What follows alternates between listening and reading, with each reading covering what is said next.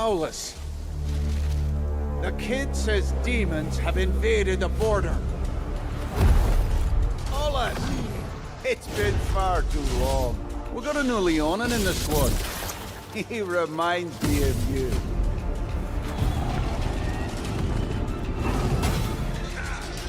Hey, Owlus. That kid's grown a lot stronger. No one looks down on him now.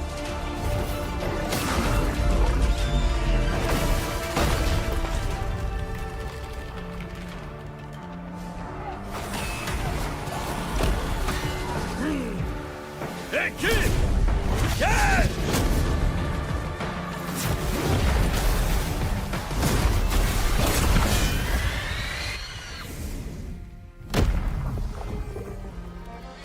This is the end of my journey. The road ahead. I'll leave it to you, kid.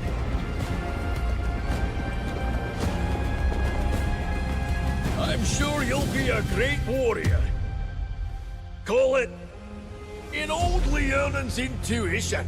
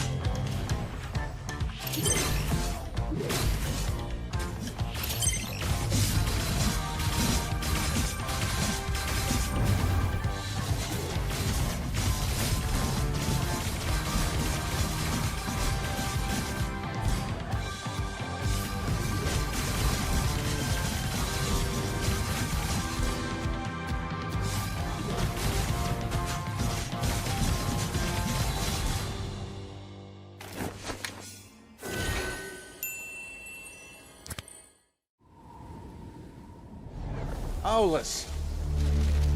The kid says demons have invaded the border.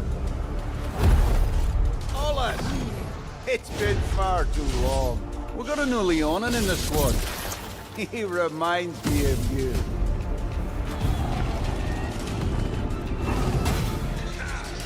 Hey, Owlus. That kid's grown a lot stronger. No one looks down on him now.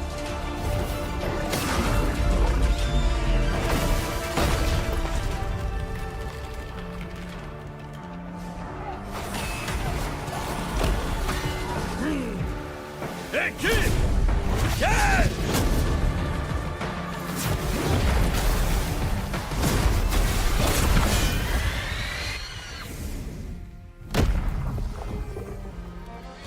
This is the end of my journey. The road ahead. I'll leave it to you, kid.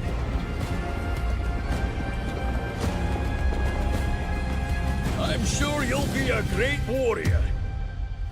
Call it in old Leonin's intuition.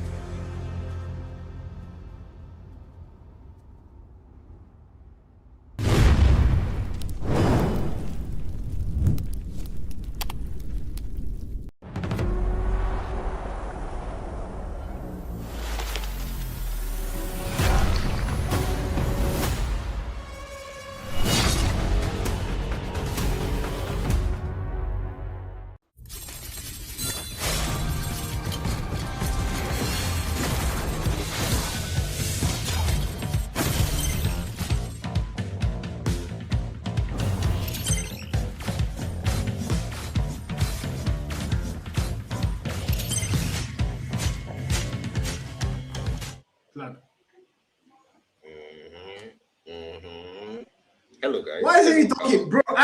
I was waiting for Black to do the honors of introducing. He's like, bro. What the hell is hello?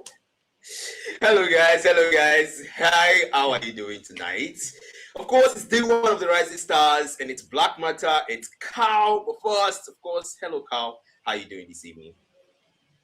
I'm fine. A bit sleepy. I have no idea why. I sleep by 3 a.m., but I'm tired today. I have no idea why, but I'm excited to be here nonetheless. I'm in the Rising Star event where we get to discover new stars all over the place. I've got a very keen eye to see what happens today. We have 2 matches. So first match, yeah, I think that's a match that I really want to go and see. But yeah, we are here. It's been a long time coming. I'm very sure a lot of people have been looking forward to it. So we can't wait to get the party started, Black. I can't wait to get past that. Of course, there's a lot of people looking forward to today's games. And we do get Zen International versus Death Trap. And that's the first match we've got for tonight. It's best of 3. And of course, we start with the upper bracket. All teams start off there. But man, I am looking forward to this first match tonight as we do get into the draft pick. Yeah, going into draft picks. I mean, I think you're asking me off the screen about myself, what I thought about the hero. I did say he's not really that. I don't think he's a major problem. I mean, playing ranked in Mythic, I barely ban myself, and whenever my teammate asks to ban him, I'm like, it's not necessary, bro. He's not a major problem. The only time when Marcel becomes a problem is when there's a lot of AoE. Like, let's say there's a Marcel, there's a Beatrix, then that's when there's a problem. Because when he ults you and Beatrix comes in with all that damage and throws it down, that is when there's a problem. But most times it's not really a problem if he ults you and let's say there's a Hanabi there, because she can't really damage without locking in or locking somebody down. So Marcel is the problem, yes, but not without the AoE heroes on his side that can do damage without locking down a particular figure. So I mean, good hero, but I don't think he's like a worthy ban in actual comps. My opinion. I might be wrong. Yeah, definitely. I love the fact that you added that extra clause there. Of course, that's important. And of course, we start the draft pick now. And of course, RT handling the draft, guys. We're going to be seeing the draft live here. You don't have to see the lobby. You're just going to be seeing what they are picking and what they are banning here. It's amazing. Shout out to Real Time Production, of course. Banning list. We are back to Marcel. Oh, we do see an Aldous ban for the first ban on the side of Death Trap, man. That's something. Okay. I think all this is like a major problem. Like in recent times, the one tap potential is crazy. It can be very annoying. So, if he puts him down, and what's the next ban? I need new glasses, Black. Help me there. Bro. Yeah. It's actually Xborg that was banned on the other side, and actually that wasn't an Aldous. That was a glue that was banned. And then that was a glue. It's so tiny. I don't know, Jerry Save us here. Well, man, the picks are going to be bigger, so we get to see that even more clearly. But then, banning a glue is valid, and banning a sun is also valid. But still, I don't know, man. I'm not just feeling the whole sun pick. I think we kind of see that more in ranked matches, where you enter a Nigerian ranked lobby, and then you see sun banned as maybe the first pick or the second pick. But yeah, this is tournaments. This is the Rising Stars. These are teams that are not exactly experienced when it comes to this tournament. Now we see Zetian as the first pick, man. I had to sneeze there. Zetian is very annoying. I will lie. I told you, this hero is one of the most annoying mages out there. I wonder why she doesn't get very high bandwidth anymore, because she's still a problem. She's still a major problem. She can actually evade Saber for like at least every 100 plus seconds there. The ultimate can literally CC the whole team. It's annoying to face against Zetian. But again, a Fredrin, a Kimi. Okay, this pick's not looking interesting so far. The tanking has the range for Kimi as well. The continuous damage. Oh, okay. I think the Zen are looking to go a bit of like front line and back line, equaling things out here. Yeah, front line, back line. Well, to be honest, I do like the Kimi pick though. With Kimi is just that continuous damage marksman that you just annoying. It's like Lilia on the mid lane. He just keeps hitting you, and then you want to get rid of her, but you know very well that if you come close, she gets away. And you also have the Frederick who can keep you on CC lockdown. So on the side of the Zen International, I love those picks. And on the other side, we do have a lot of chase potential there. We've got Death Trap using the Hilda. Of course, we've got Combat Ritual. There's a chase potential on the Hilda. And also the Irithel. No one needs to tell you that's a highly mobile marksman. Yeah, I see a Grok pick though. I think this might be a problem. A good Grok might just put the whole team in a CC. The ultimate comes in, Kimi comes in as well. I think that again, there's a lot of CC right now. Zen already have 3 CC heroes. Kimmy can literally sit the whole team together. Grog does the exact same thing. Frederick can keep players. You can't even move. Literally, you can't leave that CC except you have like high mobility skills. So Urethel, I think she can actually evade those. Heal down the S1 as well. That's maybe a little bit of an invasion of the CC, but ultimately they are building a lot of CC. Where for Death Trap, I think they have to find a way to make sure now they don't get caught in the death stare of these 3 heroes already picked up by Zen. Indeed. The Grok also is a very high sustain hero, man. So 1 second left, and Death Trap's gonna have to make that decision. And we're still waiting for, they did skip. But then, yeah, back to what we're saying. There's also sustain on the Grok, right? The Bastion of Stone passive allows him to generate a shield when he's closer to a wall. And now you also have the Fredrin, whereby the Fredrin can also get really, has a lot of sustain on him. And, when you have these 2 strong frontliners, Zen International has already made sure that they have that in check. Now they just need more backlines to make sure that, okay, while the Fredrin and the Grok is applying the CC, there are people that are actually trying to melt down and make it easier for them. And now we see the Obsidia pick from Zen International, the Sovereign of the Abyss. Yeah, I just saw a Batia ban as welcome tea for Zen. I don't know why the Batia ban, but I'm going to guess that maybe it's a Dead Trap special. So, because ultimately he's not really a major problem, except of course against Fredrin, where the anti-heal potential. So Fredrin really can't do much in team fights. But Obsidian as well, nasty she can literally lock you down to a sport. You can't move your high mobility, so she might be a major problem. But against the Hilda, I think Irithel now again. Obsidian Aethel, I think that makes a lot of sense. So if you're Aethel, want to get ulted by Obsidian, you literally can't move, you can't do all this circle around me and put me down. So yeah, this is going to be very, very, very fancy to fight on that top lane. Julian and Joy, 2 magic damage heroes right now in the jungle. Okay, this is looking very good right now. Yeah, I mean, honestly, they've got a lot of damage. Of course, on Zen International, but then you also got a nice CC. I love the fact that they introduced a Minsita there. If you think about it, that's a really good move from side of Death Trap. That's an anti-mobility hero, especially for the Joy, also for the Kimi and for the Obsidia. We do know that the Obsidia is quite mobile, especially with the Hunt of Bone. She can move around while being latched onto the enemy. And also we know how Joy gets, very, very mobile. And of course, the Kimi with the anti-gravity thrust. Misita, great pick. Julian, it's good for those chase and those short bursts and early game advantage, but then Julian's going to be careful of Fredrin. Once that lockdown comes, it's not going to be funny, especially with Obsidia latching onto him. Yeah, game finally starts. We go right into the action. This is what I love to go and see. Mobile Legends, bang, bang. The Rising Stars tournament, formerly known as the Rookies tournament, yes? Brought to you by Mlhub. And of course, it's me, your boy Carl, with the one and only Black Matter as we now go in. And I can really see Hilda trying to cause a little trouble in that jungle, but I don't think Grok is going to land anywhere near Joy's buff. I don't think so.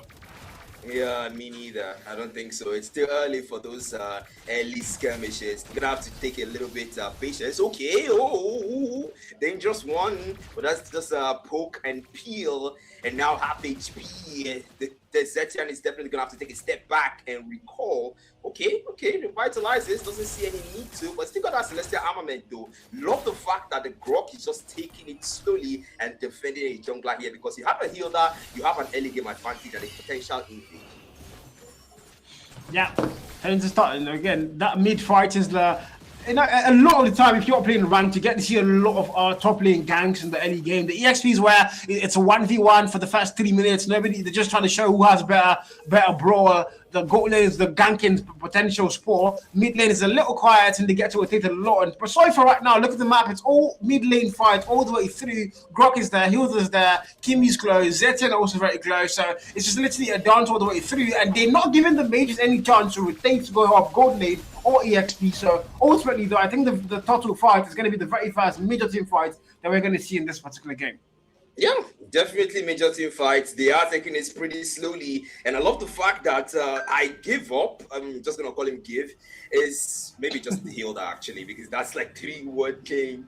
But then I love the fact that he's just rotating. You go up, you go down, and now we see the poke and feel. That's exactly what I talked about on the mid lane tranquility. Electrifying beat and an early move from him there. But then he's not able to pick up anyone, gets picked up instead. And that's an early trade for Death Trap. Yeah, first game comes to Zetin's ultimate there. Again, a major problem. Grok is going to be there. Zao, Mentitha. I don't know if that was the best call, but it's going to actually get him that kill, maybe. And we're going to see the flicker come through from Fredrin trying to save his teammate there. I don't think the slow that might be the best call, but it might actually work. Ultimate popped out. Why has Fredrin not used the ultimate? Yeah. I don't even know why, man. But man, it's gonna be slain. I don't tire. I get it. And tranquility. Ooh. Triple kill picked up. Tranquility. My goodness, an early triple with that trap. I'm getting responded to from that early pickup. It started with a 0-1-0 and now it's a 3-1-0, Carl.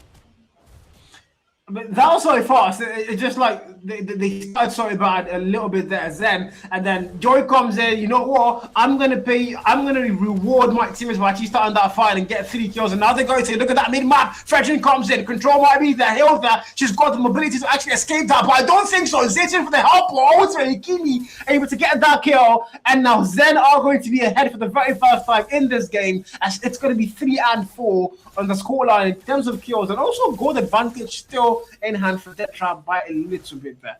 You know, just a little bit, 200, not more than that, no less. But then look at the gold lane though. Look at the gold lane. Shadow, okay, he's aware. Heavy crossbow already committed though, so that's an early one.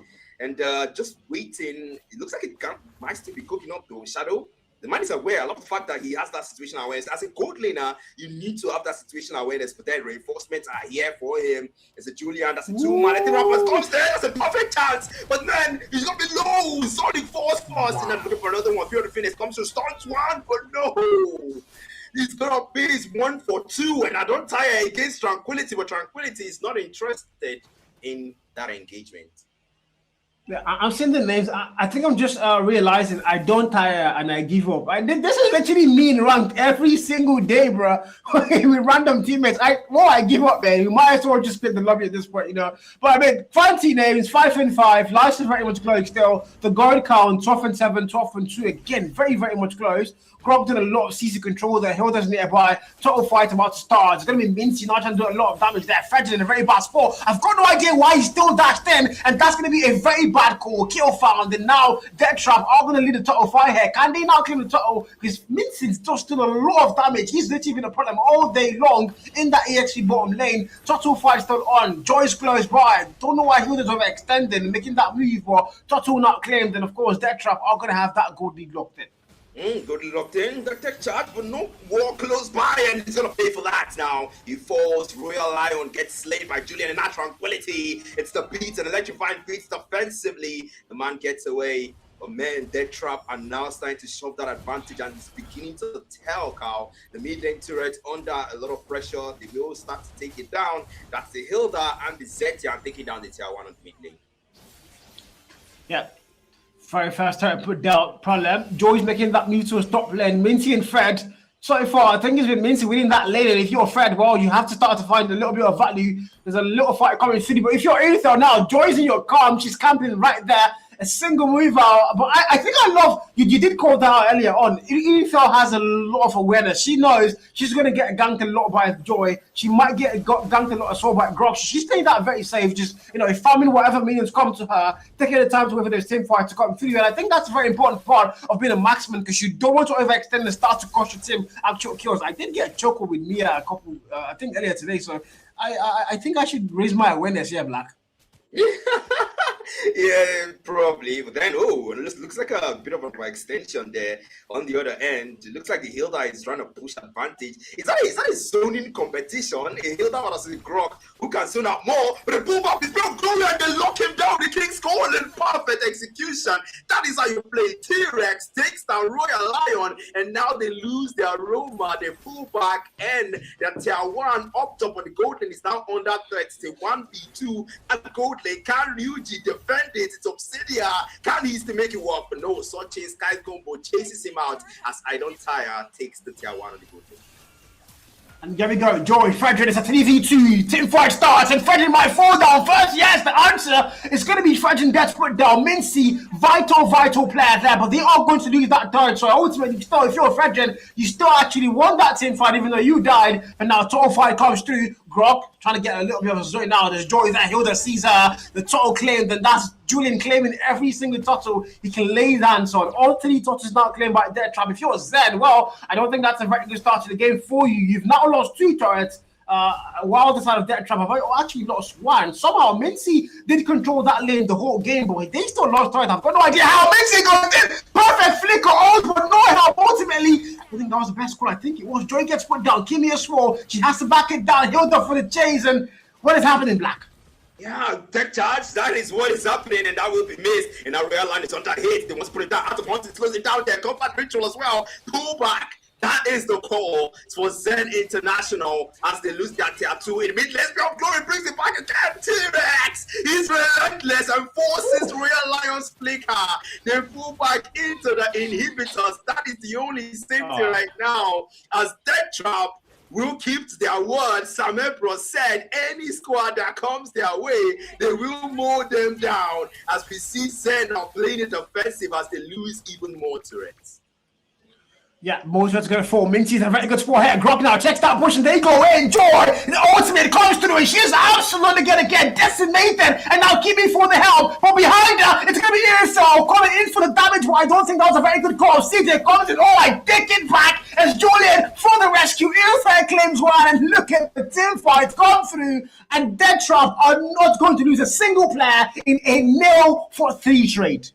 Wow. 0-for-3 trade indeed. A perfect execution. And, let's just go back a little bit there to that King's calling. We saw an Ether Rampant block the way of Tranquility. That was a counterproductive move from Royal Lion. I think he was trying to prevent something, but then he ended up working against his own jungler. And now we see the Rose spawn in the next 5 seconds. We've got to ask, okay, Tranquility, then they block away. Now we get to arrive with Ether Rampant. It's a few of the Phoenix, but a bit too late. The Hilda is down, and now they don't have their Roma for this low down. Meanwhile, on the other side, T-Rex already takes that tattoo there, but can Tranquility still get this load? Yeah, I'm going to also ask what exactly Hilda thought she was going to go and do against a 4-man team, but I think that's the kind of mistakes Black makes every single time, but that might have cost them the load, but now they're going to go in that, of course. Intel gets put down early. Julian in a very bad spot, has to not retreated. I don't think that's a very good call, but Fredrin in a... I don't know how Fredrin survived that, but he did. Julian falls, Mincy goes in, Zayton claims that kill, and it's going to be a 2-for-1 trade. Heels are now back in the lobby, but of course they are going to go for that load. And if you're at Death Trap, I don't think this is the best fight to go and take. Because now the jungler's not here, can use to get load. Heels goes in once again, very aggressively. The damage comes through. The load is very critically low. Joy still there and standing. But Heels does not let her take out the battery. And who's going to claim it? Somehow Zayton freaking does. What? She slays the Lord and slays the jungler. That is how you play it. And that is DT coming out of that Lord dance victorious despite the casualty of T-Rex. And man, these guys came prepared. You gotta say it because this is the macro we want to see. The lanes are cleared. The inhibitors are the only turrets left. And Zen International, what is the plan? If there's anything you want to do, we already see Tranquility come out now. But then the poke is there from Sonic. He's trying to melt down this Lord. And on the other side, we see Hilda trying to corner in again, but they're trying to push with this Lord. But I don't think Lord has enough HP count. This is definitely going to be, they'll need the next one. Yeah, I mean, it's a 10-minute load. This is like the most squishy load in the game yet, so it's not really going to do a lot of damage to any turret stats. They're going to easily put that one down. If you're Death Trap, though, you firmly have the game in control here. You've got a 5k goat lead. You've got double the kill count in your favor. Julian goes in, join a very bad spot. It might be a free kill. Yes, it is a free kill. As Zayton sees the whole freaking team. Yurito comes through. Grow gets put down. The team fight happens of CJ able to claim just one, but Mincy thought perfection. Perfection is the freaking word. And now it's only one final player of Cydia left to defend till she gets reinforcements through. What the hell am I watching, man? Yeah, this is considering Ryuju is the one with the best KDA on the team right now. If there's anyone that can actually do something for this defense, they don't actually have a lot. They only have a cannon minion and a knight minion right now. Can he still do it? Abyssal Ponido takes out the knight minion, but the cannon minion is still there. But then he's got the teammates now. 2 players already comes. We have Glory will miss now. Ether Rampart blocks the minion waves and gives them international time. And you ask what you're watching. You are watching Death Trap dominate as the squad leader said they would in that interview.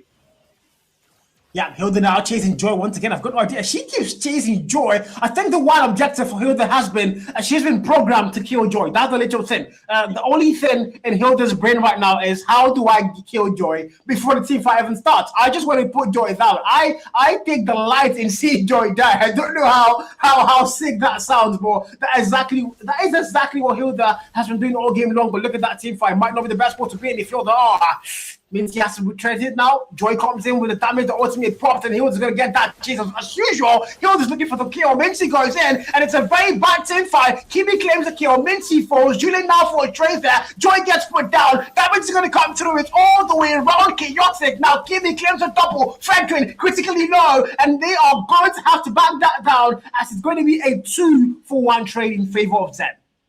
The instigators now becomes the ones to retreat. Death Trap bit of more they can chew in that engagement. They lose 2 players and they're forced to pull back at the rampart now. The Hilda's in the back spot. Ashura sees him and Combat Ritual gets the Hilda out of there. Meanwhile, the Lord has spawned. That's where they need to. But with 2 players just respawning, they need to make sure they gather their numbers, but then it looks like Ryuchu doesn't have that time to wait. He will start off the Lord here, Royal Lion guarding him, but then Hilda in a bad spot, the 1v3, fear of the finish comes out, Stonefall gives him chance to escape, but the Lord is now left alone, and now Ryuchu, he must take my punch on Bone Connect, he cannot run away from the Sovereign of the Abyss, she slays the Hilda, and now they're down 1 member, it's 4v5 for this Lord Dance. Yeah, Lord Dance wanted to start again. Well, right now, if you're Zendo, you're starting a very bad sport. Mincy's always goes through, and it's going to be damage coming through. So Obsidian goes in, Aether's close by, but they're not going to let Mincy escape that one. You have to help him now. I'm very sure the comments are going to be like, yo, Aether, help me, save my life, this boy. Almost did take that fight, but it's going to be a very bad call. She did take that one. They have to now try to play for that Lord. There's a lot of time still. There's 7 seconds though. So the last one comes back and it might be a 5v5, but I think they're going to retreat now. Towards damage though, looking very bad in favor of Zen, but Death Trap, well, they've got what? About 6 turrets standing still, so far, this is still very much the game to go and win if they don't go and choke, you know. There's apparently a lot of Zen haters in the chat. I've got no idea why, but I'm hoping somehow, some way, can they pull off a comeback within T-comment? The Lord is almost taken down, though. That's the red tree. Julian, he gets it for his team, and now Ryuju finds one to get a double. It's Hilda who takes an Ashura. Julian gets a double unofficially, and they're going for Royal Lion. Ryuju in the bad spot. That's the Phantom Shadow Mail, but that's not enough mobility. Ryuju gets a double again. You Obsidian, what is it gonna take to get you down? Shadow. Shadow responds and gets a double of his own. Now the Lord comes for Death Trap. It's 4 members down for 2. And now Zen International has only Tranquility to defend, but then Electrifying Beat does nothing. The finish strike and the base is taken. No nonsense. Death Trap take game 1. Yeah, this is one of my favorite lines whenever I'm casting Kodem is put the Akara in nylon. I think that's one thing I'm going to have to tell Zen that not the best first game for them. That not the greatest start. The game was a little bit close at the beginning. We actually saw them get a lot of composure come in, but eventually I think somehow the Fredrin EXP was just not worth it. It really wasn't working. Mincy counters the Fredrin so heavily, or rather countered the Fredrin so heavily in that particular game.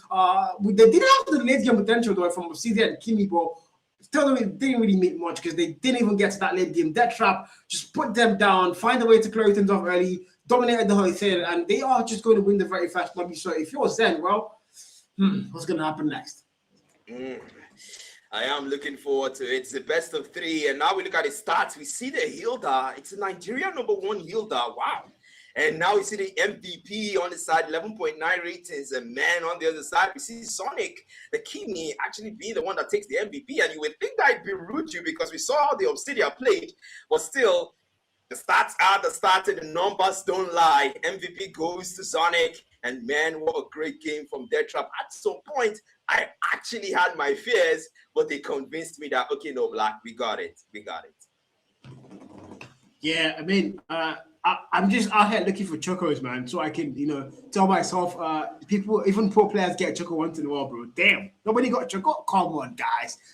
Zen is not the best star, but I think a couple of things to take away from them is they actually did start to find a lot of that composure they needed towards the late game, towards the mid game rather there. And I think like for game 2, they just had to find a way now to make sure they, one vital hero you want to go and ban is going to be that Mintitha. I swear it was a major problem. The CC and the constant damage, the constant stuns as well. I thought it was going to be a lot of stuns coming through from the side of Zen, but somehow, surprisingly, it was actually Death Trap giving a lot more stuns from that one hero Mintitha. So, and also Zetian's ultimate a lot of times was a major problem. So going into a lobby 2, well, Death Trap got the lead locked in. If you're Zen, how can you not counter them and finally start things up and force a map 3 in our best of 3 series there? Yeah, well, Ryuji did say, give me Sky Piercer and watch me cook. Well, he did view the Sky Piercer, and I don't know, Carl, what do you think? Did he cook, in your opinion? Yeah, but he forgot to add salt and Maggi, so like it's kind of tasteless. But yeah. Anyway, in my opinion. But I mean, so far, again, bringing it back to Zen, like I did say, seeing the chat, I'm seeing a lot of people like kind of downrighting Zen, and I think the beautiful thing about best of 3s and best of 5s and best of anything is it's not a one map play, we still have 2 potential maps here. So if you're Zen, I don't think this is the time to, lay back. It's kind of time to, you've been pushed to the wall, you have to bounce back, triple forward, find a way now to put this Death Trap team down, force map 3. And what better way to start that than in this map 2? And of course, the first thing you have to do is win that draft pick. In my opinion, I think I was going to ask you before the stream started, who won the draft pick? I was going to say Zen won the draft pick, and kind of they did win the draft pick, but man, the actual game itself spoke a different volume, a different storyline, and Death Trap just looked like they came prepared. They had the mindset to win, and they did exactly that. But well, we're looking forward to see what's going to happen on game 2 here, Black. As you said, man, they had the mindset to win. They came prepared. No nonsense indeed.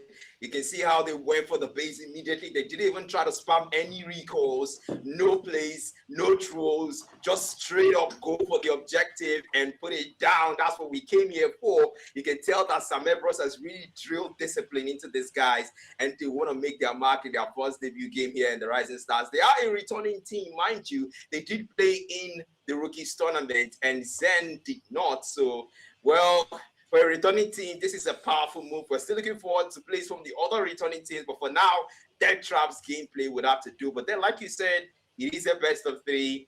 Let us see how the second game goes. Let us see how the draft goes. I mean, Zen might have won the first draft. Will they still keep that up and execute the draft properly this time around? Yeah, production is why you ask me if I'm sleeping. Are you okay? How do I sleep in a game like this? I'm in these tents, bro. Yeah, I know I said I'm tired, but I'm not that tired. What the hell? But yeah, guys, like you did say, Black, draft pick is important. I think like a lot of the problems a lot of T1 teams face in Africa is, being able to win the draft phase first. That could guarantee you winning the game if you have the level of composure with just some Death Trap. But also there are times when even if you don't win the draft pick, it ultimately wouldn't mean much if you have the better composure. The one thing about Mobile Legends is it's a team game, it's a strategy game. It's not really about at times it's not really about the heroes you're playing against or the heroes you're using. It's more about how you can now. Let's say for instance, you're facing a high damage hero that's really going to the CC. You need to find a way to CC them if you want to kill them. Then all you have to do is find a way to make sure you're CCing these heroes and you're one-bossing them as soon as you possibly can. So it's all going to come down to teamwork and strategy, being able to find a way to man the most important player down, make sure they can't farm, they can't do anything, and you can still win even though you lose a draft pick. But again, if you're Zen, that is not a bet you want to take. You do not want to lose a draft pick right now. You want to make sure you win the draft pick first of all, and then when you get into the actual game, you want to make sure you're tying things up here and forcing the map 3. But I mean, if you're Death Trap, though, you're quietly comfortable, you're doing so good. I don't think there's anything better right now than winning the first map in a best of 3. So your morals are at an all-time high. Your morals are at an all-time high. You heard the man. You heard him say it. It is a good thing to start your game in a win, to start your best of 3 in a win. Everyone's morals is boosted. Everyone is looking forward to the next match. Everyone knows that one more and that's it. You take the fixture. So Death Trap, you guys have started out well. Finish it. Finish what you started. For Zen, It may not have started out well for you guys for the first match, but then it's a best of 3. There's no telling what's going to happen the next match. You want the draft, all you have to do now is execute it properly. Yeah, win the draft and also execute it properly. Those are 2 different things, Those are 2 different things. You win the draft first and then actually make the draft work. And of course, we are going straight into the bans and the picks here as well. Side's going to get flipped out. Zen now on the left side. Dead Trap. I think that was how it was before. Was that how it was last time? I don't think it was. Right? Yeah, I think it was flipped actually. I think yes, thank you. Yeah, it was. But yeah, bans and picks are going to start. What's the first ban? Help me out, Glass. Help me out. Yeah. My glasses are fake. It's actually a Hilda on the side of Zen International, so that's the first ban there. And of course, it makes sense if you think about it, because the Hilda was literally shoving, herself in their faces in the last match. So you really don't want that around you. I mean, we saw sometimes where you go 1v4, 1v3, and like, wait, what's going on? Why is this Hilda doing this? And you don't want that anymore. You don't want that anymore. So you want to take that out, especially the fact that the Hilda also provides an early game invade potential. Yeah, that was a problem with that game. She did get the MVP after all. So, I mean, if there's one hero you want to put down, it's going to be that hero that I would argue the Minty as well should get put down. But I think the Minty has a lot of counters. He needs to find a way to counter that Minty CC and try to put him down, even though while he's doing all that magic stone stuff. But eventually, you need to. I think it's all going to come down to Zen. They might have seen the problems they had last game, and Hilda was the major one for them. They've shot that Hilda down. So now we're going to go into the picks and let's see what's going to happen. So if you're Zen, first of all, you have to win the draft pick. It's a very vital part because you won the draft pick the first time and you still somehow lost the game, So you still need to make sure the draft pick is yours. And Kimi pick, she did well last time. Can she now find a way to win the game for them this time, actually? Yeah, can she now find a way to win the game? I mean, Kimi first pick, MVP last time, and now we say Zetian return again. That trap just can't let go of this pick. If it works, it works. We did see good feet of the Phoenix Suns, and now we get to see, that's a Granger. That one is a Carl special, guys, from the time when he played for Kitsune. Yeah, back then when I was the best player in Africa. But anyways, we don't really talk about that much. But Zen Fredrin again. I mean, it's like it's a rerun. It's low-key looking like it's going to be a rerun here. There's a Fredrin pickup. There's a Kimi pickup. We saw them in the last game. Zetson is woke up in for Death Trap. The Granger, a little bit of a change. Oh, Kaja. I haven't seen that in a very long time. But I think this is a new strategy now for Zen. Is this what they need? A Kaja pick.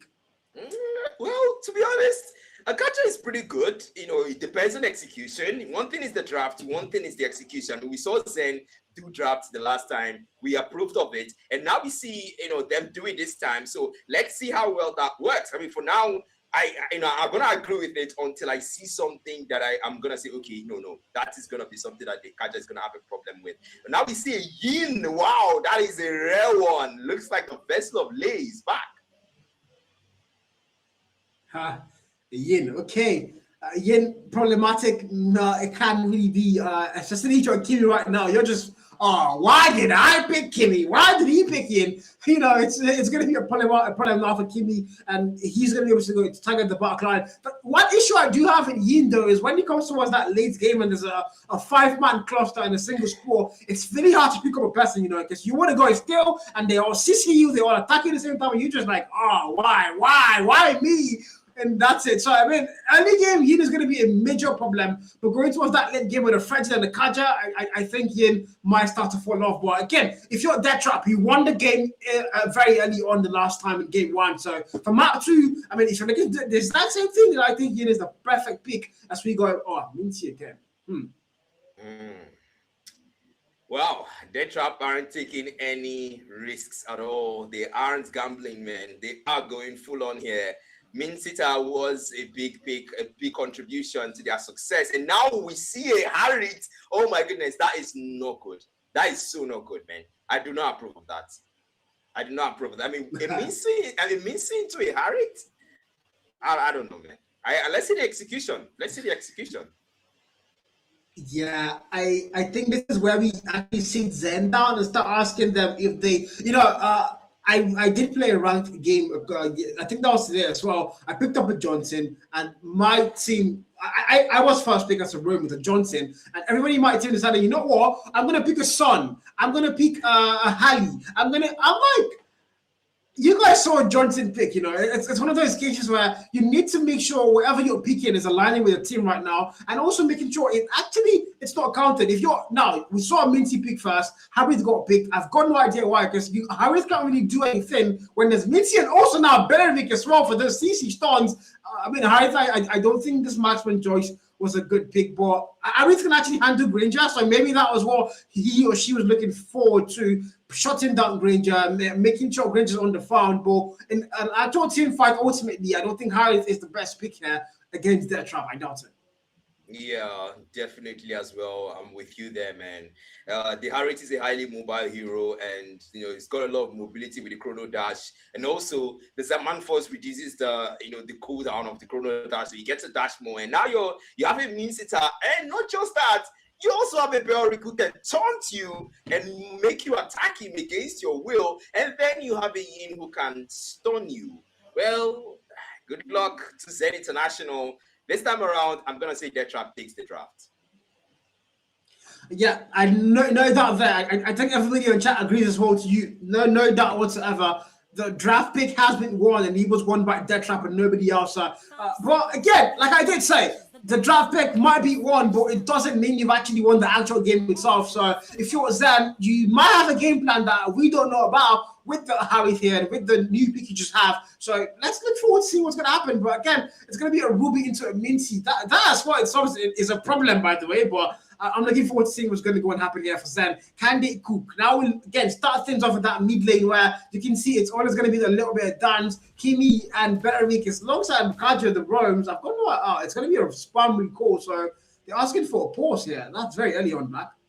Yeah, it's pretty early on. Probably, network issue, connectivity difficulties and all that. So these kind of things happen. It's 2 minutes, so we get to just relax, sit back, and really just talk about the draft even more. And we did see a situation whereby in the first game we saw Death Trap lose the draft to Zen and then lose the game. Right now we get to see them. Okay, thank you, production. We can see the draft comfortably. We see a Zetian into an Harith here on the deep lane. Okay. Calm down. I want to see where this goes. I think it's a Harith gold lane and a Kimi mid lane. Yeah, that's what they're running right now. Yeah. Okay. Yeah. Yeah, we do that. You didn't know that? Yeah, I actually saw that. I was actually looking for a marksman on the side of Zen, so I didn't realize that. Wait, there's no marksman, and then I said, wait, Harith is there, so that's their marksman, But then there are there are difficulties with this kind of lineup, man. Especially with the type of fact that they have 3 magic damage dealers now. I'm going to have to throw a stone at Black, but the post is still there. And now I finally get to see the bands. Well, Melissa, Son, Glue, Yuzhong, Julian, and Hilda. And Melissa bad. I can tell you, Melissa's one of the few marksmen in the game that can cause a major problem. Even when she's on the farm, she can still be a problem in the late game when she eventually gets that farm. So I think a Melissa ban is quite understandable every single time. And we did talk about Son being banned. I don't know why. I haven't really seen a lot of pro players use Son. It's one of the very few pick heroes in the comp scene. So me seeing a Son ban, I think Death Trap might have some PTSD from Son. So that's why we've seen Son banned 2 times back to back. But match resumes. We're going to start the action again, and let's go. Who's going to take this on home? Zen or Death Trap to win the whole thing flawlessly 2-0. Flawlessly 2-0 indeed. That's exactly if you're a Death Trap player, what you'd want. But now rotations are going to come through. Of course, it's Kaja who rotates off to that gold lane. And man, we just see a 2v1. But Shadow is, as usual, aware of his surroundings. Yeah, smart guy. It's not like Carl, I guess. Maybe Granger checking every bush possible. I love that, by the way. That's very smooth. Well, now it's gonna be. I love what Harith is doing. Yeah, keep the minions towards her side of the turret. So Granger now he's gonna be on the farm if he eventually doesn't leave that turret to come to engage, and that might be a problem for him. So he eventually is gonna be forced to engage out. He's gonna check that bush again, and he's still taking his time. But look at that mid lane. It's gonna be Barrick and double POV view. Big shout out to production. Big shout out to Jerry, by the way. He's the one handling all the production you see on your screen. The production team, big shout out to real time. So we're back to the one view. And Mincy and Ruby, they're still doing a little dance. And somehow it does seem to be that Ruby is actually able to contain Mincy so far. And Kaja goes in, Bella follows, Zetien comes through. And if you're highly through, I think this is a fight you want to stay out of. Definitely you want to stay out of this one. And now he gets to see reinforcement and now pushes out. And yeah, gonna go back into that lane, man. The total has spawned and down you go. It's gonna be Ashura starting out that total alone. Yeah, that's what I started. Fredgen's gonna be there. So actually a Fredgen jungle this time. Okay, that's something I really didn't really see coming, I guess, but it's going to be a team fight coming through Yin in the sport. Kaja's keeping Yin out of that farm. The Zori now from Kaja. This is actually really good. He's going to get the ultimate now loaded in. And he's trying to claim a kill maybe. But that was not a good call at all. He's going to get put down. First blood got locked in. And it might be two for the price of nil as they go with the damage. And the fight comes through. And Mincy able to get that ultimate. Fredgen claims a kill. Mincy, this time it's not going to work. As, oh my God, what a start this is for Zen. Was that indeed? That was a perfect two-man Kings calling. And then that backfired again and made them lose a member. And there's just a way that Zen sometimes play that you would think that they were set against, but then they do certain things and execute certain things, and they flip the script. We saw the Yin walk in, get stunted, get stunned, and then get taken down. And 0-1-0 for him right now. He's trying to pick off someone at least, but he just can't seem to find anyone at this point. And I was actually thinking that he would use an ice retribution. I mean, with the slow and the speed up that you get from the bonus from it as a jungler, but he's using a flame retribution. So, hey, choice here, but then personal preference, I'll still prefer the ice retribution here, man. Yeah, I think Ice for Yin makes a lot more sense. But again, he's the pro player, you're the caster. We might as well just, keep quiet and let them do their thing. But again, me as well, I'm very sure Ice actually is, makes a lot more sense on the Yin. But, Flame, let's see what works. So far, though, Zen are going to control how the game is going to be played. Almost at the 10k gold, and now they just hit that. I did not jinx it, did I? As they get the 10k gold mine locked in, and that trap really slow star. Buffs are being farmed, mid lane control still very much there, and Beleric really sticking around that mid lane. I would say a little bit too much, and Mincy now rotating towards mid as well. I've got no idea why, but very soon, in less than 10 seconds, the total is going to start spawn in. So, total fight, total dance. Who's going to win that one? The last time we saw that, it was Zen. Death Trap have not really had the start they need in this game yet. Look at that team fight come through, man.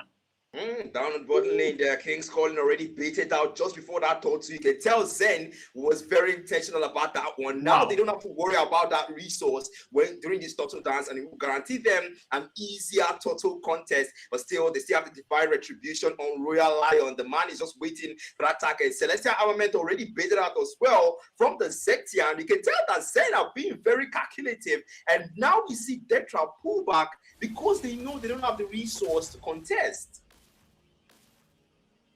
Yeah, you just saw what happened there. They baited that Mincy does ult, and it was a very vital one. And meanwhile, again, Total Yin was out here trying to steal buffs. That's one thing I hate so much whenever I'm jungling. If you steal my buff, I will mark you for the whole freaking game. But Yin is going to do exactly that. And 3 and no though, the gold count still very much in favor of Zen. If you're Death Trap, not the best start to the game, and I think they might have gotten a little bit too comfortable. And the Yin, so far hasn't really created any value, but Mincy are able to push up that bottom lane rather, and they start to get a little bit of traction. But the revenge buff still is going to be a 3-man push for that red buff. And if you're Yin, you might have no one there to go and steal that buff. I don't know. Yeah, at this point they're just doing a zoning out here. We know you have a Beric. We know we don't really want that. We know that, but then we're just gonna do it anyways. But now we see Asura goes in. Okay, that's quite bold, and they engage the Beric. I'm happy to be baiting out that round of Triad, and that traction post comes at King's Calling as well. They engage full on. Spell Glory pulls in once there. That's 2 man in the corner, but now taking out 1 for 1 there. They're not done. Asura very low. Finish strike. Kenji gets the kill, and that signals 2 for 1 trade. Yeah, 2 for 1, and this time it's going to be Death Trap able to get Tenzin in get favor, but again, the Gory Khan still in favor of Zen. The light kill count is also going to get a favor, but I think Tenz might start to go and turn around. You don't want that to happen if you're them. And Yin wants to go and thief buff. This for the year what? He wants to go and thief the blue buff again, and Kaja's waiting for him there. However, he's also there. I've got no idea why Yin has made his life mission to be a thief. But anyways, he's going to back that down now. They are going to chase him away, but I mean, okay, Yin, go on. We get to see a Sky Piercer purchase from Shadow. I haven't actually seen Ryuji's Sky Piercer yet. Stalum Sky, they will go for first. And now the Turtle spawn. And I'm going to see how they bait out those resources again. Shifting over to the Turtle area now. We get to see aggressive zoning out from the side of DT for the Turtle here. They will start it out. Okay. Looks like they just want to give space and just be very careful. We can see that little peel coming in from the Ruby there. Just be good, constantly poking T-Rex and making sure he try to force him to recall early. But now that's the King's Glory! If we're not going to engage, I will, and it pulls him back, and now they're going to try and bait it out as well. 2 man offended, and that's the Fury shot for no way. My turn! Yin gets a double, finally. They start out the total. It's 2 for none, and DT gets a little no contest. Ashura, this looks like he's done. He goes to 1v3, 3-man energy rupture, but Canis to get it. Also, Ashura is low, goes down to I gave up, and now Jenna, the last man there, he's gonna have to go back. He's gonna have to pull back. No Glory, he pulls it back again. Jenna, 3-man offended. Jenna, what the hell was that? He survives that encounter, man. Yeah, I've got no idea why they still went for that fight, because like they knew they lost the team fight already. They lost lives, and Fedrin still said, rather, I'm going to go with Toto. I've got no idea why. I think there are times where, as a jungler, you have to just decide if your life or the Toto is more important. And in this case, your life should be more important to you, and leave the Toto to go. But well, he still went. He died, and now finally, Death Trap are going to have not just the life, the kill count in their favor, but also the gold count, and that cannot be good. Zen, we have seen this script before. It never ends well. They start well and they start to slow things down. This is a very bad spot to be in now because they are on the back foot. And if you're Death Trap, well, this is exactly where you want to be. Exactly where you want to be. As you said it, the Spirit of Glory doesn't connect to anyone. And the big resource now in advantage. And now I give up. It looks like, the Kaja and the Beric are just playing tag Urets. He chased me, I chased him.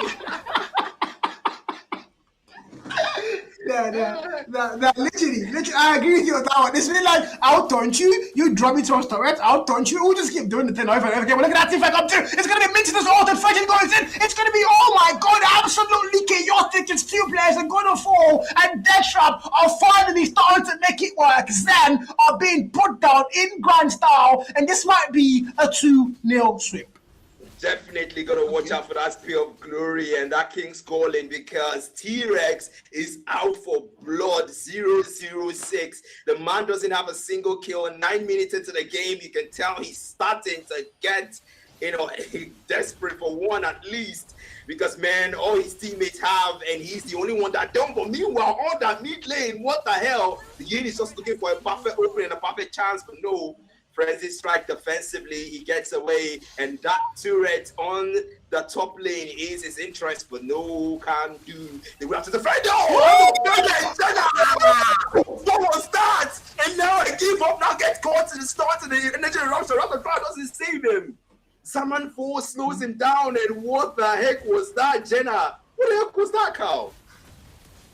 That Ruby has to get an award for that one. She just picked up Mincy, made sure he had nowhere to go, shot him down there, and that was a very vital team fight. Now Kaja and Yin, they're gonna have a dance, and Yin going to can he get the kill? The answer is gonna be an absolute yes, and Yin might even claim a double, maybe a triple there, and help comes through. Granger takes off Ruby, Yin falls to Kimmy, the back and forth, and it's a 7 against 10 in terms of kills, and that was a 2-for-1 trade though, and Zen starting to get a little bit of life finally, and now it's gonna be a low dance. starting, and they are going to start it without. Okay, they do have the jungle here, though. Fredden is alive.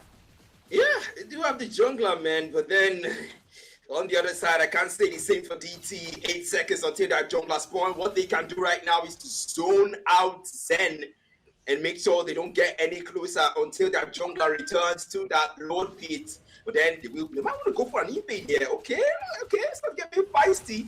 As the ancient seed, taunting out the orange bomb. They don't want Astra to take it, but the crowd to let him though. They do get that jungler back, but that Yin is still interested in that orange bomb there, man.